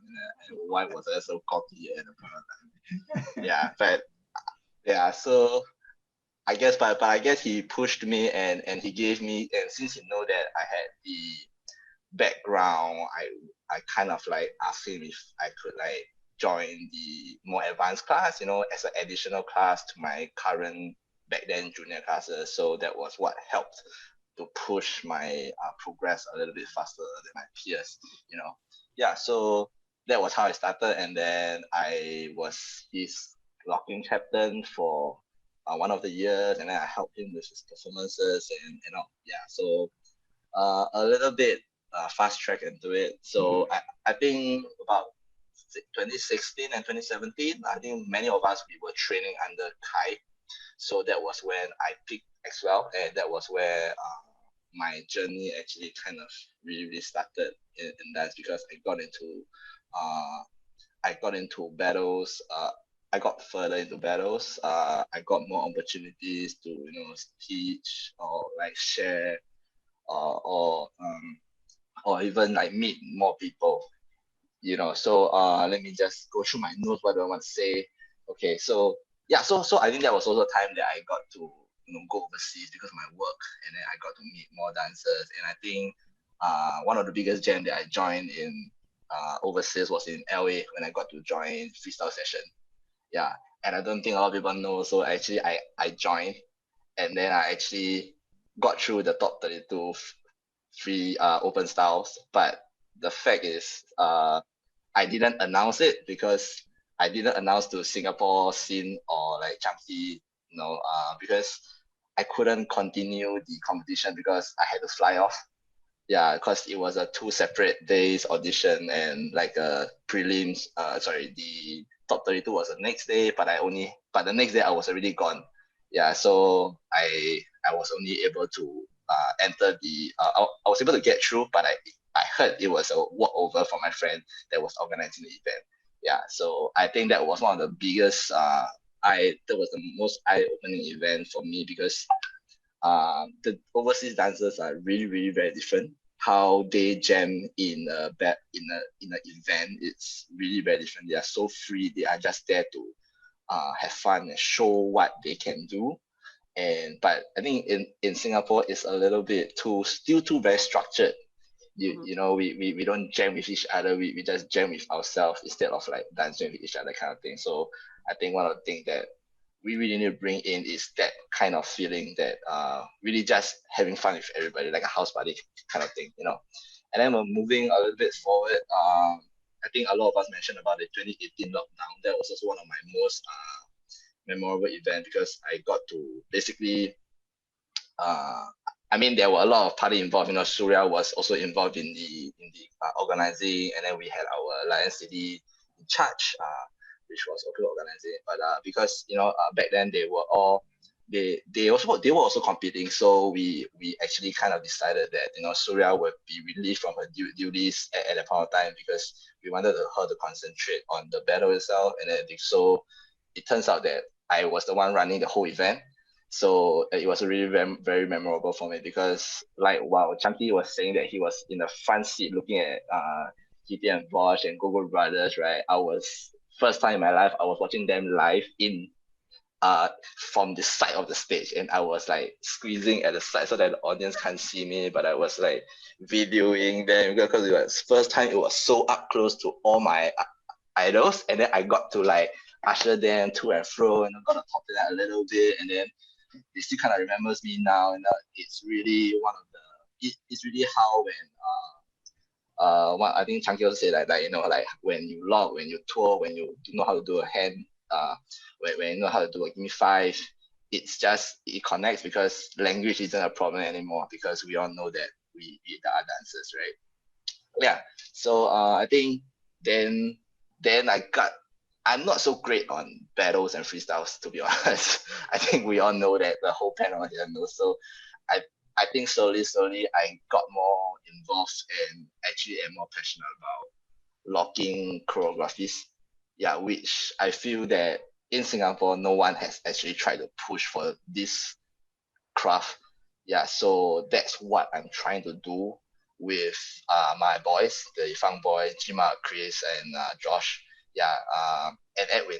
Yeah, so that's where I'm trying to focus on. And while they are all focusing on their own freestyle journey and battling, I'm really trying very much to focus on the formation, the visuals, the choreography aspect of it. And I'm always trying my best to find how can we create events that is not battle anymore, that's really just choreography and such. Yeah, then right now I think I'm also a full-time adult, so I have a full-time work, so I've stepped back from like battling and all, but I've not stepped back from organizing anything. So like with Surya, so we are helping Lion City Lockers organize a lot of outreach programs. So what I'm doing right now is actually liaising with a lot of the organizations, so that Lion City Lockers, so it's so called our brand in Singapore. So they come to us, and then I try to reach out to say, if I have an opportunity for Chris, if I have an opportunity for Bert, then I will reach out to them, and then I'll let them know, this is a money making opportunity, or like a teaching opportunity, exposure for you guys. Let's do it. And then for myself, I will take out those more time consuming and more low budget, I would say, because their time is more precious. Yeah. So, and then usually I would teach like the public, those that are like non-dancers, I guess. Yeah. And while they are focusing on more of the more serious ones. So for me, I'm trying to spread the word more. Yeah. While they are trying to drill the talent. And then sometimes I also substitute Chunky for his university clubs and all. And yeah, I think that's basically what I'm doing right now. More of a lot of back end, but I think it is good because I'm still in the scene and I still know people and I'm still talking to people. So that doesn't take away the joy of dancing, but it's also something that very little people get to do as well, but I enjoy it. So I'm good. Very good. Very good. Can I have one question? Yes. Do you guys still like meet up and jam or like move around? I don't know, because we always see people, you know, we always see videos on like internet, you know, like the OGs. It doesn't even have to be a dancer. It can just be like an old gentleman on the street moving the music, and then that's what I think a lot of us we want to be. So we want. So I'm just very curious. Do you guys do like meet up? Well, when we see each other and we're at a party or event or whatever, and then we hear music, bam, we would hit that floor. We jam. Everybody would do their little thing, and it's a big party. We just have a good time seeing each other and learning each other and remembering. That's the best part for us because we remember. Yeah.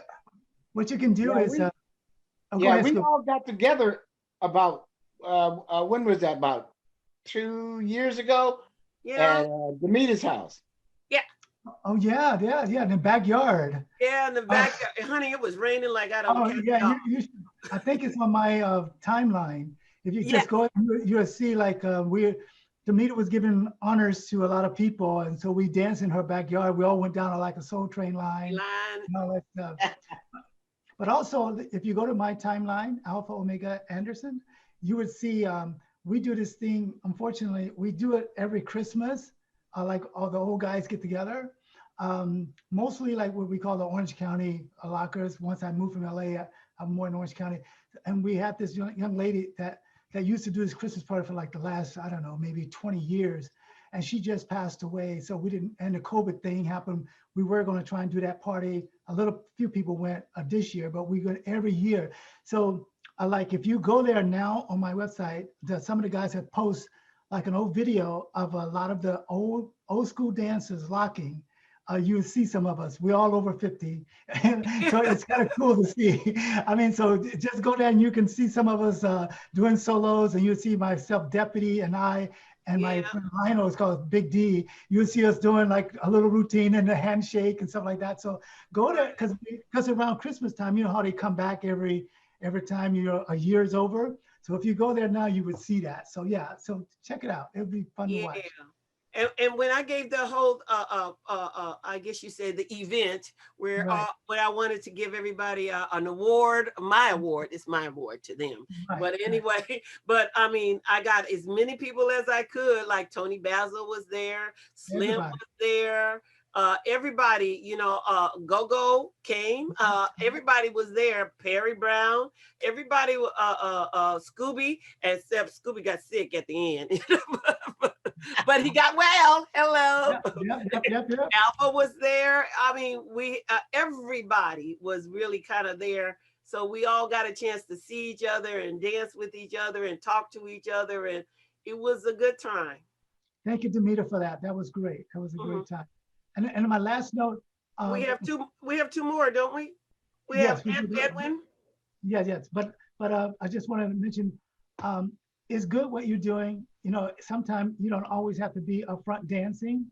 Somebody has to be back there handling different things, doing the promotions or doing this, gathering. So I think that's wonderful what you're doing. So don't feel bad about you not being on the dance floor competition or because it's not always, you don't always do that. Professional dancers, they end up being a teacher or a choreographer, and then they kind of leave that other world and they just become, you know, the back scene. So feel proud about what you're doing. Feel proud of what you're doing. So very good. Okay, next. Right, thank you, Edwin. I want to be at that Damita's backyard dancing with you guys too one day. Really, I wish all of us. That's the new dream right now. Okay, next up, Edwin. Let's go. Yo, hi guys. Yep, so I'm Edwin and I've been dancing since 2011. So I started dancing. I think I was before dancing. I was doing rugby and I was doing taekwondo. I was a taekwondo black belt. So I did. I was watching some K-pop videos and I just realized that they look good. So I started doing K-pop for a while. So when I told my dad I was picking up dance, he was drinking water and the water came out of his nose. Yeah. I think it's a very typical Asian parents thing to think that dance is for girls. So from rugby to taekwondo to dance, so the water came out from the nose. I still remember the image. So they told me that I'm going to do this for only a couple of months, but I think I'm still proving them wrong. That's good. Very good. Yeah. So from K-pop, I think I moved on to joining the dance club in my tertiary school. So my friend introduced me. So he taught me how to do a scoop board. Yeah, so he's one of my friends. So he taught me how to do scoop board. And when I did the first scoop board, it just felt so right. And I just kept doing it. I didn't know what it was, but I just like he's like, just do this move to freestyle. So I just keep doing it every time I was showering or what. Yeah. So I joined the dance club, and when I went in, I didn't felt I belonged there because people don't freestyle there. And after 2 years, I just questioned myself. I'm a dancer, but I can't freestyle, and I just felt very weird.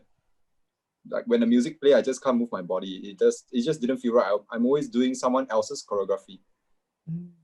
Yeah. So one day, Fong, I think Fong, he opened his studio, and he was promoting in different schools. And he came into my studio. He walked through the doors, and then he was like, "Oh, there's a student promotion." So from there, I went to his new studio, and it changed everything because that studio teaches a lot of hip hop, locking, and a lot of freestyling.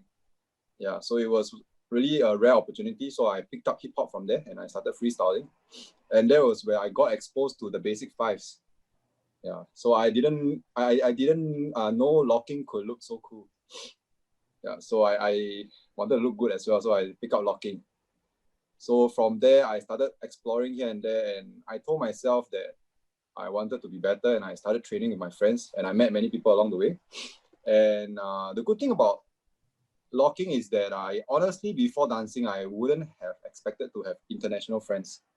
I thought I would just have friends locally. Yeah. So right. Correct. Going to events here and there, people are traveling around. That's where I really have international friends, and I started traveling to Korea and Indonesia especially. So these two countries really impact me a lot. I think mainly because Indonesia, they are not so developed, so they really make do with what they have, and it really make me feel thankful for what we have here as well. Yeah. And for Korea, I met this guy called Dulok. So he's a very good dancer, and he's a very good MC, the best in Korea. So it kind of inspired me to pick up MCing as well. So I felt that I wanted to do something different rather than just compete, because competition took out the fun of dance. Yes. So I started going onto the mic, and it felt good.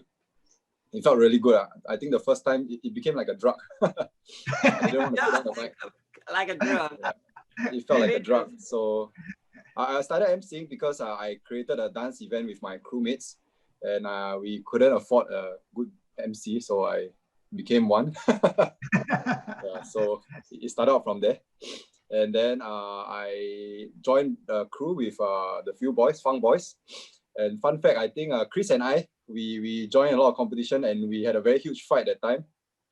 So huge that we almost threw punches, started screaming at the training ground. Yeah, and now we are really good bros. So I think crewmates should fight. Crewmates should fight. We need to fight to be closer. Yeah, so it was a lot of crazy things, and I think that's the summary of my dance journey. It's really crazy, but honestly, it took me to where I would have imagined where I would be right now. Because the closest friends I have are really my dance crewmates. Yeah, it really opened up my eyes a lot to appreciate a lot of many things. Yep. Thanks a lot. Very good. And we need good DJs and and good MCs. So that's good you're there too. So good. Yeah. Thank you, Edwin. You and Chris cool now? Oh, very cool. Okay. Please love each other, okay? All right. Our last two, we have G.Mak, the DJ in the house. DJ G.Mak, let's go. Hello, hi guys. You can hear me? Yay. Yes, hi. Very nice to meet you all. Okay. I think the first one would be like why and how I got into dance. Maybe just some background before that. Like, oh, Edwin, he has taekwondo. Fong was a drummer and all that. Like for me, I had nothing. I I had no. I didn't have the best childhood in a sense because I didn't have friends. I had poor social skills, and stuff like that. I didn't have a talent or a skill that someone could admire me about, or I felt proud about myself. I didn't have any of that, even up to like when I was 14, so I had low confidence and stuff like that. So when I was, I think they call it secondary 4, it's like I think middle school or high school in Singapore here. A friend of mine in our last year in school that we have a carnival, she wanted to organize a flash mob for the carnival amongst her friends, and some of y'all may know her. Actually, I think most of you may know her. Shout out to Denise from South Wing Kin. Okay, so she organized this flash mob, and her and her friends, they choreographed the piece. And when I was doing the dance, I agreed to help her. The message that gave to me was that you don't have to be afraid of people judging you. This is a safe space. Just move. Just do what makes you feel good. Because I attended dance classes like when younger times, when they forced it to you on school, I wouldn't dare to move because I was afraid of my low confidence. I was afraid of people judging me, stuff like that. So at that time, it felt safe. And when I did it, it was an amazing feeling. It's hard to describe. I think most of us would have that similar feeling, that you can just be free without being judged. You can be who you are. And so that was something that I never forgot. Hard to explain, but something really that is always something that I will keep with me. And so that's why I told myself that, hey, I want to pick up something and I want something for myself, that I can be proud of. And I'm going to work hard for it. So I decided I told myself the next year when I graduate and I go into Polytechnic, I would start dancing. I'm going to join the dance club. And it's the same club that Chris and Edwin were in. It's called NRA. And so that's how I met them as well. So Chris, I was in the same batch with Chris, and Edwin was my senior. So I joined the club. And yeah, so that's how I started dancing, Again, I still had that low confidence and all that, but when I met Chris, Chris is actually my locking teacher. I always give him credit for that. We were freestyling. I was into freestyling. I was trying to do hip hop, but I was terrible at it. It was bad. Yeah, I think there was okay. I should not talk about it. There are some bad videos about it. Please don't go and watch. But Chris came to me one day, and talking about like the domino effect you're talking about. Sometimes it's due to chance. It was quite amazing because I was supposed to meet a friend for dinner, but she was late. And because she was late, I was dancing in the club room, and Chris came up to me and he said, "Hey, do you know locking?" Or I said, "No." "Do you want to learn locking?" Yeah, sure. And if my friend came on time and we went to dinner, I might not be here today. Wow. So yeah, so how things fall in place, it's quite interesting. I guess when you look back, I think each of us have that individual experience, how everything falls nicely into place. Yeah. So yeah, so Chris was very supportive. He was very encouraging. When he wasn't with Joshua, I was dancing with him. Yeah.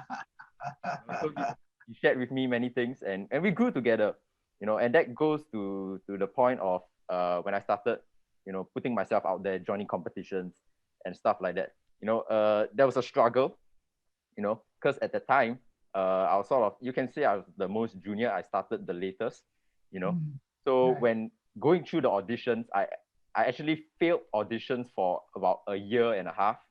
For a whole year and a half, I just kept losing. And every battle, I had to watch my friends get through, and I'll just sit there, okay lah, and feel a bit saddened, that, sometimes, I mean, like you wish well for your friends, but you still get a bit, damn, why am I not up there with them, But and again, I think what I want to talk about is that, like each of us, why we are here is because we face some sort of struggle in the process. When you guys talk about when y'all had nothing, y'all had so few resources, but because of that struggle, that difficulty, it gave you more value to the art and to the creative things that you were creating. And so I think each of us has a different form of struggle, whether it's in the dance itself, or competition, or family. The fact that you're able to overcome it, I think it what makes things so great and things better. If it came easy, it won't be as good. If life came easy. So I think that was part of the process, and I took that mentality in stride. And okay, I fail again, never mind. Come back next week, next month, see whether I get through. Who knows? And also keep practicing. Keep practicing. If you just go in again and again without practicing, then there's no point. There's no struggle. There's no training. You don't develop. So after a year around that, and yeah, I was very happy. I started getting through, and I had my first win here and there. Those were memorable times for me, and I always look back to the difficult times. When I had to train hard. Even times where I had friends and times where I had no friends. I had to train by myself because you can't always depend on other people to push you. You have to push yourself. So yeah, and then so for my dance journey, there's a lot of competitions.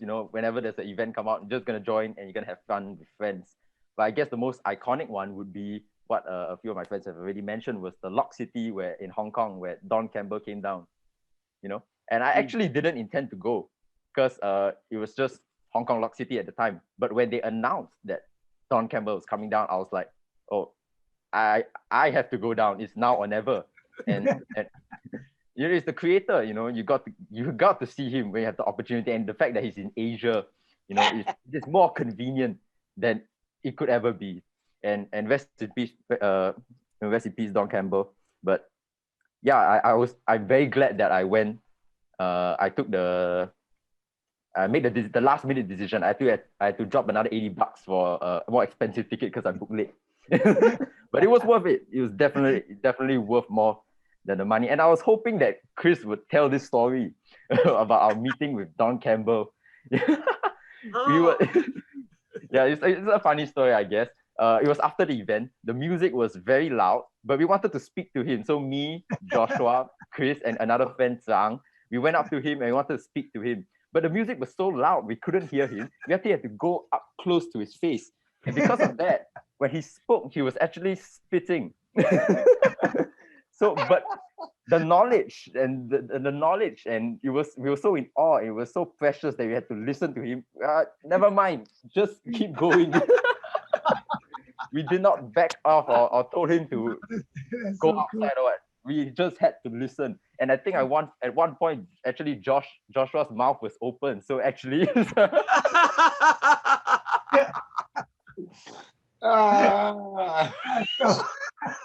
he's got the fug. He got the fug. It passed over to him. Very good. Just a funny story. Very memorable moment. Something we always talk about.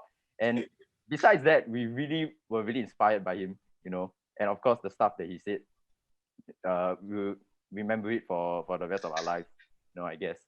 So yeah, and then moving on, after I got the hang of locking a bit, I decided to explore more into other areas like DJing. What Edwin was mentioning was, I'm also in the same crew with Edwin on a separate crew, a smaller crew, Funk Meisters, and our event is called Funk Meister. So like you said, he was the free MC, I'm the free DJ. Because we had no money. Okay. So I went DJing, and it really helped with opening my mind to different genres of music, understanding different genres, even genres that are more obscure, okay, I guess it's not so obscure now. Afrobeat is the hit right now. Everybody is listening to Afrobeat. But before that, a few years ago, it was still obscure. So it really helped in opening my mind to different rhythms, different sounds, different instruments. And I really like to apply locking to other genres. It's something that I really like to do. I also do dancehall. So I also like to do locking to dancehall music, or even dancehall to funk music. Because the thing about locking, how I see is that, like what Fong mentioned, hip hop is more popular at this time, and even now, hip hop is still more popular because the hip hop music has evolved and has changed to the current times, and so has the dance. So it is very current. But for locking, it remains very true to its roots, and to the roots of the music. And the music, funk never really evolved. You know, disco came and stuff like that. You know, so I felt that in order to keep locking relevant, we should be able to do the style to more popular music. Like at the time, James Brown was pop music, you know, but now pop music is different.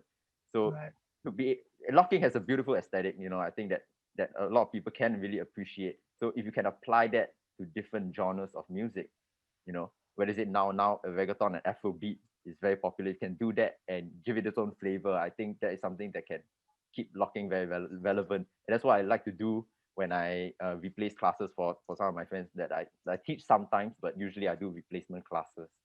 So yeah, that's just some of my thought process and what I like to do with my dance. And another thing about dance is that I really appreciate and that has given me is that, you know, the opportunity, the ability to make friends across borders. So I actually was on exchange earlier this year. I was in Norway. I was supposed to be there for 6 months, but because of this pandemic, I had to come back halfway. The government actually called us back, you know, 3 months in. So it was unfortunate.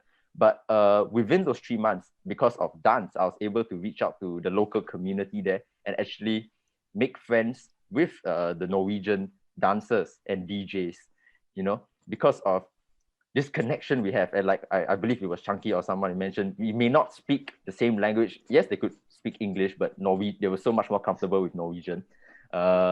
We still could communicate through the dance. And even if they didn't do locking, a lot of them did house and hip hop, or they were b-boys, you know. So I was doing a lot of locking to house music. So even if it's a different style, you know, it is the music and the love for movement that connected us. You know, that's something that not many different cultures or subcultures can have. Yeah. You know, and the fact that we are talking to each other now from halfway across the world, I think that is something amazing and appreciated about. Yeah. So to end off, I think dance is like what Chris also mentioned. He has a connection to life itself. You know, dance has given me not just dance, but he has given me friends. You know, he has given me these bros. Some of them, I consider them family. You know, it's given me social skills. You know, I talk to more. I'm more confident of myself. You know, my girlfriend is sleeping, but I think if I didn't have dance, I wouldn't have gotten her as well. You know, quick story is we met on an overseas trip. You know, and we were in Philippines, and I just started locking at the time. So I was like, no, I'm still gonna practice in the Philippines. So every morning I would wake up and I would go to the mirror and practice. And at the time we weren't dating, but she would sit right at the one side and write her journals. Like, why would she sit there? And sometimes she'll look at me. I don't know. So maybe it's thanks to dance. She doesn't like me telling that story, but yeah. She didn't think you were crazy. Maybe, I don't know. At Everybody thought we were crazy. Very good. Yeah, but yeah, so that's just to wrap up my dance journey and how it has impacted my life and what it has given me. So yeah, and thank you for creating it and giving it to us. Thank you. Thank you. All right. Very good. Sharing. One more. Daryl, damn. Oh, Singlish come out already. Sorry. Yeah. Yeah. Thank you for taking the words out of our mouths. I think G.Mak really captured what a lot of us wanted to say but can't say. So thank you, G.Mak. Last but not least, drum roll. We have Brian, our final sharer for today. Yay. Hey, good merry morning, Damita, Jimmy, and Alpha. Time check, Singapore is 4:05 a.m. So yeah, congratulations, we made it all the way. I'll keep it short. Okay, 8 minutes on the clock. There are so many questions I want to ask you guys, but I'll just keep it short. So the intro is, my journey with locking was very touch and go at the beginning. Like I joined in my junior college in 2010. Then I had batch mates that were into the hip hop of the era, so pop, lock, break, whatever it was. Then I remember asking them, can you teach me how to do that thing, you know, where your body like explodes, that thing, so magical. Then he first note, then it blew my mind. Then I couldn't tell the difference between popping and locking. So that was that story. Then I entered the army and attended Chunky's open class at old school that he did I Believe in Miracles by the Jackson Sisters. That lesson, then he was like, Okay, so for today, we're gonna do something that's not very locking. I stunned because he was like, "Wow, I signed up for locking class. I finally pay for a lesson, and then he's not gonna do locking. What am I doing?"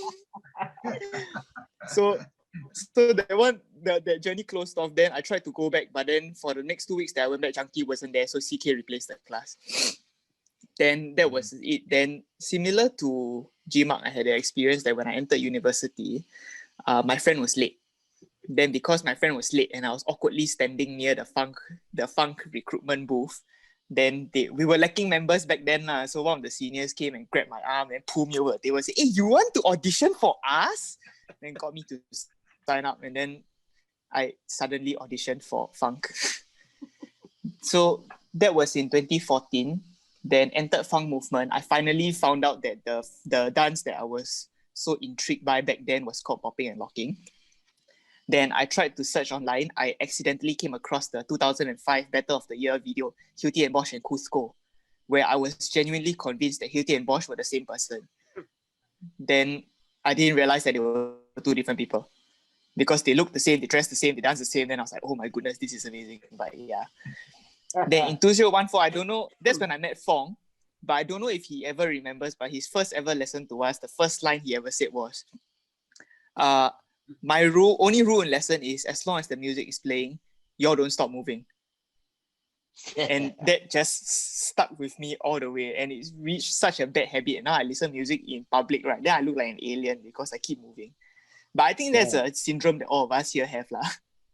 Then that was Fong. Then another 2 years later, I met Shanice when she was teaching at ACME. Fridays. She always had a way of teaching that made you go like, this is difficult, this is difficult. I say, okay, ready? Let's add hands. Huh? She makes you coordinate your legs, your body, your legs, your body until everyone is like panting and thinking what to do next. Okay, now we add the hands. Seriously? But she was amazing too. A year later, I met Kai, who is the other locking teacher. So I generally had 3. Then when I met Kai, then that's when I met actually a lot of the people here at this panel. Jiheng lah, Edwin lah, Chris, G.Mak. More or less, if not for Kai, I would not have met all of you people. Then had the great opportunity to host Tash the first time in 2018, and then the next time in 2017 and then 2019. So that was the story with locking. Then actually my first contact with an OG, I don't know Alpha if you remember, but Alpha, I reached out to him in 2016 because after one of the battles in our school club, then Fong told me, you don't know your history. You need to know your history. Go and meet the original lockers. I had no idea who the original lockers were. Seriously, he told me to do my homework. I went online to search for the videos. I found it, but I didn't know the names. Then I knew that Alpha was because Alpha was one of the OGs that had an active social media account. So I went onto Facebook and I crafted this long 1-page essay to Alpha saying, "Hi Alpha, I know you're busy and I know it must be difficult being an OG in a time like this, but I'm just so curious about locking history and I want to know more about you and all about these moves." I think I had like 12 questions on that 1 page. And when I sent it and Alpha didn't reply for a while, so I was a bit like, oh no, did I overstep? And only like, I think it was a month later, I think because it was around that time that he was traveling around a lot. And when he finally replied me, he told me that he was on his hotel room in Taiwan or something, and then he replied me. And I was so excited. I was like, yes, Alpha finally replied. Then when I fired follow-up questions, then I think that's kind of where we lost contact. Yeah, but that was then. Locking has always been a very fun journey. I do kind of more or less 3 styles. I learned from Fong locking. He was kind of there from the beginning, middle, and never the end of my locking journey. But locking has always been fun. I'm now teaching. So whether by fortune or not, I've had the fortune to start teaching. I started learning locking in 2014. I also started teaching locking in 2014 because I was teaching the people of my batch and then the seniors who were not as excited by the dance. Then the production that I did back then, Fong was my choreographer, also by chance. because I didn't opt for any item, and then by mysterious twist of fate, I got thrown into his item. Then after that, I told Fong, okay, whatever stunt you want me to do, I'll do. then his only reply to me was, so what can you do? Oh no! Yeah. It's like the question, answer a question with another question, but you know, it turned out fine. Yeah, that was when I learned the thing that Fluky Luke always does, the airplanes. So he made us all do that. Then I was like, oh my god, this is fun. The airplane. Then after that, yeah, the airplanes, the dive rolls. Yeah. I think there was like a V kick to a box split and all kinds of mysterious injuries that came out from that. But that's all good. Yeah, physical moves. Yeah. But I think one of the most defining parts of my locking journey is really teaching, because it's been there since the beginning. So the things that I remember from my teachers like Fong, Shanice and all that, just some things I want to share is the meaning of staying empty, like really staying empty all the time. You can't learn anything if your cup is full. So just when I thought my cup was really full, I thought I learned from Fong for about a year plus. Then I thought, I got it.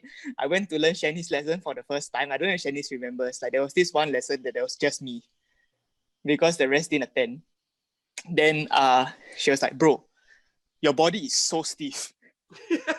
I don't know what you mean. Like, if she can move her body to the right, I can move my body to the right. What do you mean by stiff? Then she literally grabbed me by the shoulders and she was like, no, your shoulders are stiff. Then after she pushed down my shoulders, then I was like, oh, all this while I danced like that. I didn't know. And it was like much later when we spoke with Tash, then she really ingrained. So I think the real important lessons that I ever learned was from Fong is, if the music is playing, don't stop moving. From Shanice is, if your body is stiff, your body is stiff. And for heaven's sake, just keep learning. Like I'm one of the students that she's ingrained, you have to carry around a notebook everywhere. She refuses to let us take notes on any form of digital platform. Like you have to do it with paper and pen. Then with Kai, he told us to form our own truth. And with Tash is always stay empty and keep learning. So that was the fun bit. I do have a lot of questions, but I will try not to ask all of them. So I think maybe the first question is like something that's been burning is for the people of your generation, from the people who have seen locking from back then till now, who have been exposed to the music. The first question is, what is considered funky to you? I am so curious. To the three of you, what's considered funky and what's considered soulful? Is there a difference? Is it the same? What is it? Well, which one? Go ahead. Scooby, want to answer So that? what's funky? Scooby? You He asked the question. No, what's funky? Wake up, Scooby. They're the one that's like early in the morning. It's only like 3 o'clock for you, but you're about to wake up. It's nap time. No, I'm not asleep. But I'll answer another question because I answered that one before. I want to hear what Damita's going to say. What is funky? Funky? Oh, for me, funky was always the music. I've always depended Bach, Beethoven, or whatever. That was my funk. I just listened to all kinds of music, and then I just start dancing to it. Any kind of music. Even if I start rocking, or if I lock, I will try, Beethoven, or Swan Lake. Anything to me was funky. Of course, James Brown brought the funk, and then here comes the guitar in my head. Boom, dum, bum, dun, dun, dun, dun. So therefore I would go bam, boom, ba, boom, dun, dun. I put the guitar in the dancing. So therefore I just start growing through funk, through music. So it's all types of music. Go ahead. Alpha, your turn. Well, a funk for me is like when Rufus Thomas, James Brown first, but then Rufus Thomas was like funky because he actually created music and he created the dance moves, and that's how we learned to dance. back in the day in the 60s, an artist will do a song and they actually will name a dance, like the monkey or the jerk. And then we would dance to those songs. We had no, that's the only way that we would learn anything. So, and I think out of everyone, besides James Brown, we're just doing the James Brown, but out of all of those entertainers from the day, Rufus Thomas was probably the biggest for me by doing breakdown, because he did the breakdown, the funky chicken. He did that. He did the mashed potatoes. Rufus Thomas was that person. And that's one of the reasons that he was at this big event they called Watts what was it? Wattstack. It was like this big thing, and he was the main entertainer. It was like thousands and thousands of people. And if you watch that, it turned out to be a movie, and you can see them doing the handshake, some of the guys on down to the bottom. And you can see me actually doing the breakdown, like in a little section. And it was a few of us that they actually kind of put it on. But so that's that's when I stopped feeling the funk, and that person one that kind of gave me that feeling. And that's because the breakdown and the funky chicken is when I realized how much I really enjoyed dancing until locking. And when I first started locking, I actually thought when I was doing the breakdown, I thought that was locking. Alpha, look, the record. Chucky got the record. Rufus Thomas. Oh yeah, exactly. Rufus Thomas, yes. You guys got to listen to Rufus Thomas. Seriously, just Google him, and you'll hear his music. And he's the guy. But just one little last note on that: when it came to like learning dance moves, he would do the song and tell you how to do it. Some of the artists would do that, but he was one that would do that. The only person to ever make up a dance move that people did was Don Campbell. And without a song, without anything, he was the first guy that you say that, locking. It wasn't a song, it was a dance made up by one individual that wasn't an entertainer, just a plain everyday guy, right? But all the other moves came from a song or an artist or something like that. So that's why we love Don so much, is because he gave us something from his heart. From his heart, yeah. He wasn't doing it for the money or for like the fame. He was just being himself. And that's why he always preached, just learn the fundamentals of what I do and be yourself. That was his thing that he always said it. The last time I saw him in life, when he was getting his, it was like the sign that they put up him a plaque. It was a square, Crenshaw square. And he said that when he was sitting there, just because someone asked him that, he said, just learn what I do and just be yourself. And that's why I always say, just do you, because that's what Don always wanted us to do. And that's what all three of us did. And all the rest of the lockers during that time. And you see, that's why the lockers were different dancers. They all look alike, but you look at the original guys, we all had something special. I was weird in all of them, but it was my thing. People didn't know who I was because I was so different as a locker. So, but I'm glad that I was a locker.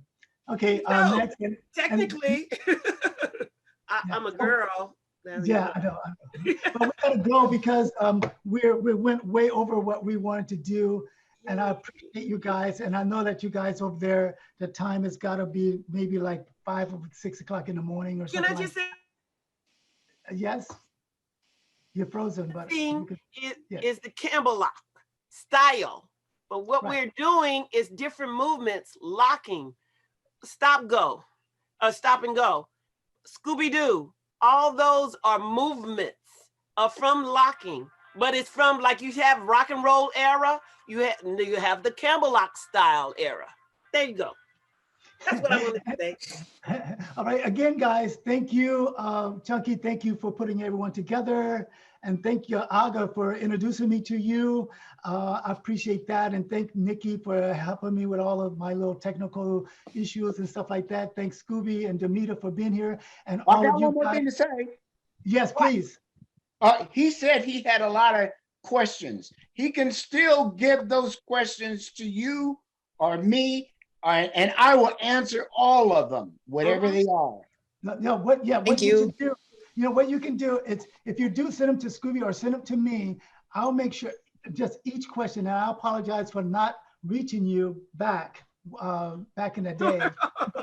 but anyone that reach out to me, I always respond. I always. It's one thing I do. Ask anyone nowadays. I apologize for that. But what we would do next week when we in the Philippines, I'm talking to the Filipino dancers, lockers. I'm gonna make sure that those questions get asked that time, and I'll make sure that you are the person that asked them, and I'll let people know. That's the first thing I want to do next weekend. Okay, I'll get to it, but I don't want to keep you guys up no longer than what we have done already. Get some sleep. Yes, please get some sleep. Stay safe. Love you all. I really appreciate it. If you're ever in America, in the U.S., please look me up in California, and I will show you guys around. Anytime that you ever come, please look me up. And everyone that knows that if I say that, I mean that. Okay. Please. Thank you. Right. Love you guys. Thank you so much. Thank you so much for organizing. Thanks, Alpha. And I Thanks, love it because Jimmy. girls Thanks, are out Damita. there. Thank you very My much. pleasure. My pleasure. All right. Go bye, you guys. Bird. Go Elsie.